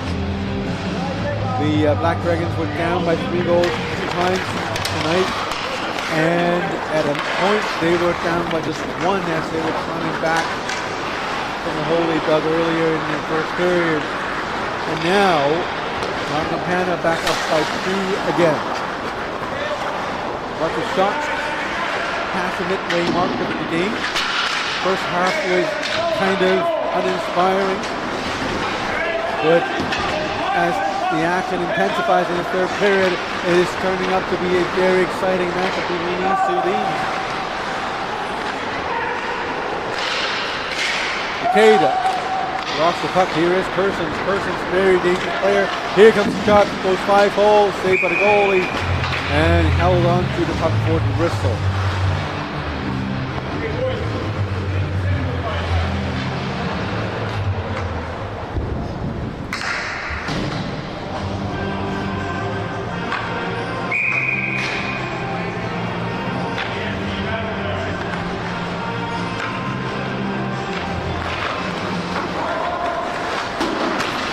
5 minutes remaining in the game. Score still 5-3. Here comes the Black Dragons, and it seems like they scored. The wrong graphic summing up the Hong Kong Panda. Well, now that's a right one. I swear the scorekeeper's top could hear me. Here comes the replay. Moses Fung tried his hardest tonight, but nice play by Rhett Wilcox. Nice old trick. As the goalie was moving lateral to the side, Wilcox would just take the open 5-hole and squeeze it right in. And just like that, we have a game again. 5-4 is the score. We're just down by 1 goal. The Black Dragons. Shot on goal is 47-41 in favor of the Black Dragons. The latter half of the game, it's actually the Black Dragons were the better team. And when the top line is to go, oh my goodness! McCaskill. He is now the hockey god himself. Everybody, shave your beards next week. As he scores, he had no expression on his face. Just look at the show of determination in his face. That's number 27, guys. Here comes McCaskill against Moses Fung. Goes in, moves back in, far post, top corner. And here is another one. Almost scores. Scary play by Black Dragons, and all of a sudden we have a tie game. How many times have I said my goodness so far this game? Oh my God. Here is Black Dragons again. They're on a roll for two goals in a row, and they're looking for more. Behind the net, Black Dragon player Chris Antonelli taken down. In front of the net, 59 was also taken down. Guys on my right, a collective yell at the referees, but no response from the referees. There were no calls. 2.5 minutes remaining in the third period, as now it's Joe Cheng moving in with speed. Joe Cheng against Ben McCaskill. McCaskill blocked the shot, moved it up. Now we have Chris Antonelli cleared up by the Hong Kong Pandas. 3 minutes remaining in the game. Joe Cheng with the puck. By the Staccato shot and saved by the goalie. Goalie gave the puck away to Ben McCaskill. McCaskill bangs the puck on the boards up to Chris Antonelli. Brendan Lloyd chased for the puck, shoots and deflected, and the puck went out of bounds. Everything came in the last period. The entire game, you could probably forfeit the first 2 periods, but for the last one, this is where the essence of the game is. All the action, all the intense action of the game, it's this here. And now we have Ben McCaskill looking for a timeout from referee Craig Ruzel. 5-all is the score. While the teams are taking a break, I'll take a break. We'll be back with the rest of the third period shortly.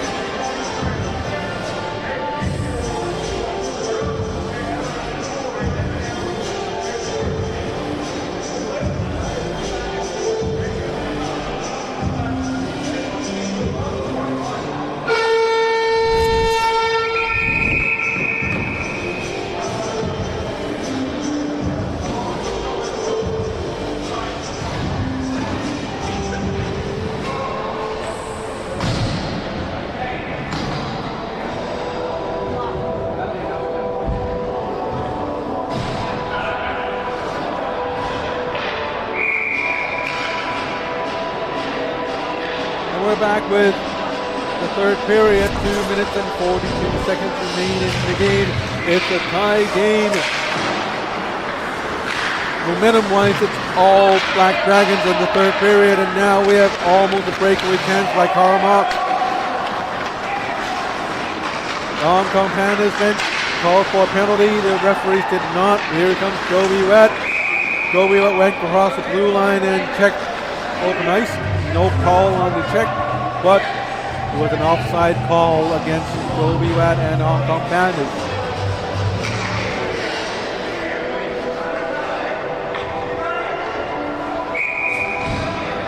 I remind everyone this is a full checking league, but the referees have been handling this with caution, as I believe they might be loosening up and allowing play with more legal hits in the future. Here's Ryan Wong, nice pass. Never seen anything like that before, and Ryan Wong also got the hang of control the puck in the offensive zone. Now they've lost the puck. Here comes Jovi Webb with speed. Jovi with speed. Passes to Albert Kersens.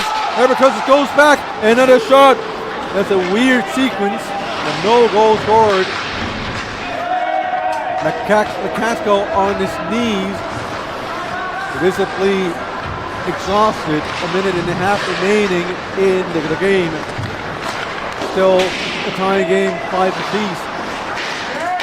Really, really great comeback attempt by the Black Dragons. And now it's a tie game. Fair game for everybody. Tom Allen. Taken by the young player. Isaac Chan. Flipped it up. Brendan really couldn't quite get it. It was offside? It wasn't offside. The player has to skate in the offensive zone, but the puck was in the neutral zone. But an offside was called.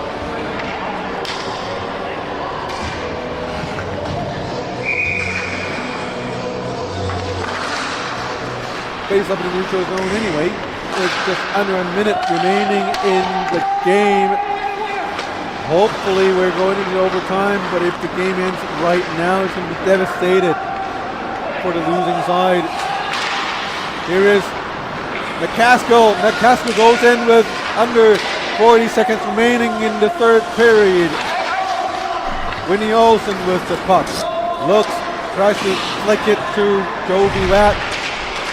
Now Jovi gets it. Jovi to Albert Kersens with under 30 seconds to go. Kersens moving in to who? To nobody.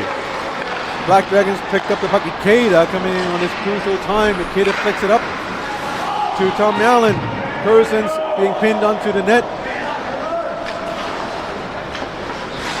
With under 10 seconds to go, and this game is going into overtime. Teams are all happy. Not everyone is as unfortunate as Mr. McCaskill. It's now right in front of me. Albert Kersens was pinned onto the boards, and after the puck was away from Kersens, players tap on each other.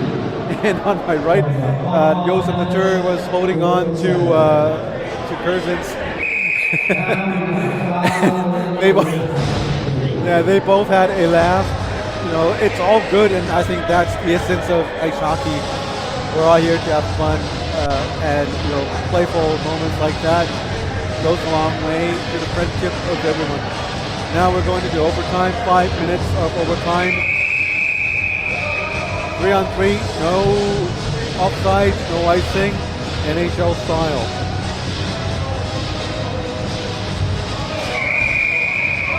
Only for those who knows how to play the game.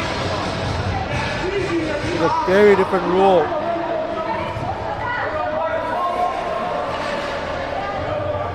Basically, the team that keeps possession of the puck will have the most chance of scoring in such a type of overtime play. And of course, for the Pandas, they send out Albert Kersons, Joe Vivat, and Whitney Olsen. Not sure if Olsen is the right person in this situation. Yeah, he is. Of course, he's happy to be on ice. Who else? And for the Black Dragons, it's Ben McCaskill, Red Wilcox, and Ryan Wong, 3 of the top players in the team. There's no contest. The thing is, are they going to be on the ice for the entire 5 minutes, or are they going to switch to their second line shortly? It's something to decide, because unlike the NHL, players can probably outlast, can play the entire 5 minutes. On the boards, a little jostle, and now with the Black Dragons coming in, but they're unable to clear the zone. Kerson's very smart play as he flicks the puck back into his own zone. Me. And the Black Dragons took the time to make a change. Goalie was holding on to the puck, and his teammates were yelling for him to release the puck. Albert Kersons, remember, no icing, no offsides. So literally, it's inline style. You can have a player standing right in front of the other goalie just to wait for the puck to be there. But if you've watched enough NHL, that's not the best way to do it, as nobody does it. If it scores goals, everyone's going to do it. Right now, the proven way is to keep possession for as long as possible. If you don't score, if you don't have possession of the puck, right? Oh, right in front of the net, that was a dangerous chance. Joe Chang almost had the opportunity. Here comes Brandon Loy, a little too eager to attack. Oh, no. He might lose possession of the puck. Here comes number 7, Brian Lee. Youngsters being eager to score. Shoots. And now look who gets the puck. It's a red shirt. That's why you keep possession of the puck. Here comes the shot. Oh, blocked by Ben McCaskill. McCaskill gets the puck. Moving in with speed. It's a 2-on-2 situation. And McCaskill took his time. Goes around. Teammates moving around. Long shot. It's a low percentage chance. McCaskill gets the puck. Expects to move back, but Ryan Wong gets it. Ryan Wong moves in! Oh, the puck was just wide. Makeda moves on the ice for in place of Ben McCaskill. Red Wilcox. 1 minute 50 seconds remaining in the overtime period. Red Wilcox finds Ryan Wong. Nice shot, gloved down by the goalie as Red Wilcox goes in for a friendly tap for the goalie's back for that nice save there.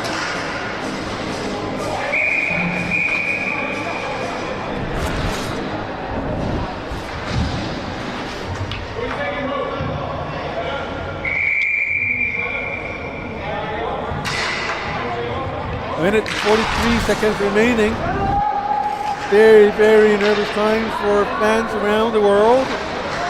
All 20 of you, or less. We do have live stats. All 26. There are 26 concurrent viewers right now. All 26 of you. 5-all, 1 minute 20 seconds remaining in the game in overtime period. We have the Black Dragons coming in. Oh, missed the shot. Fans, he mishandles the puck. And now the Hong Kong Dragons has possession of the puck. Or do they? No, they don't. The Black Dragons are there to get the puck first. What happened? Here's Ben McCaskill. Fights for the puck. Oh no, here's Albert Kersons. Albert Kersons, the last minute. Ben McCaskill goes in. Albert Kersons still with possession of the puck. Gives the puck to Whitney Olsen. Olsen mishandles the puck. Being pestered by Red Wilcox. Now we have Ben McCaskill with 42 seconds remaining. McCaskill's out of breath. Oh! He scores! Ben McCaskill! Mr. Hockey God! He scores the overtime winner in the last minute. Forget about what happened to him for the top half of the game. He shaved his beard. He made the right decision. Guys, shave your beard next week. Come in forward. Come in and be like Mr. McCaskill. What a game tonight. And the Black Dragons win it 6-5 in overtime in the last minute.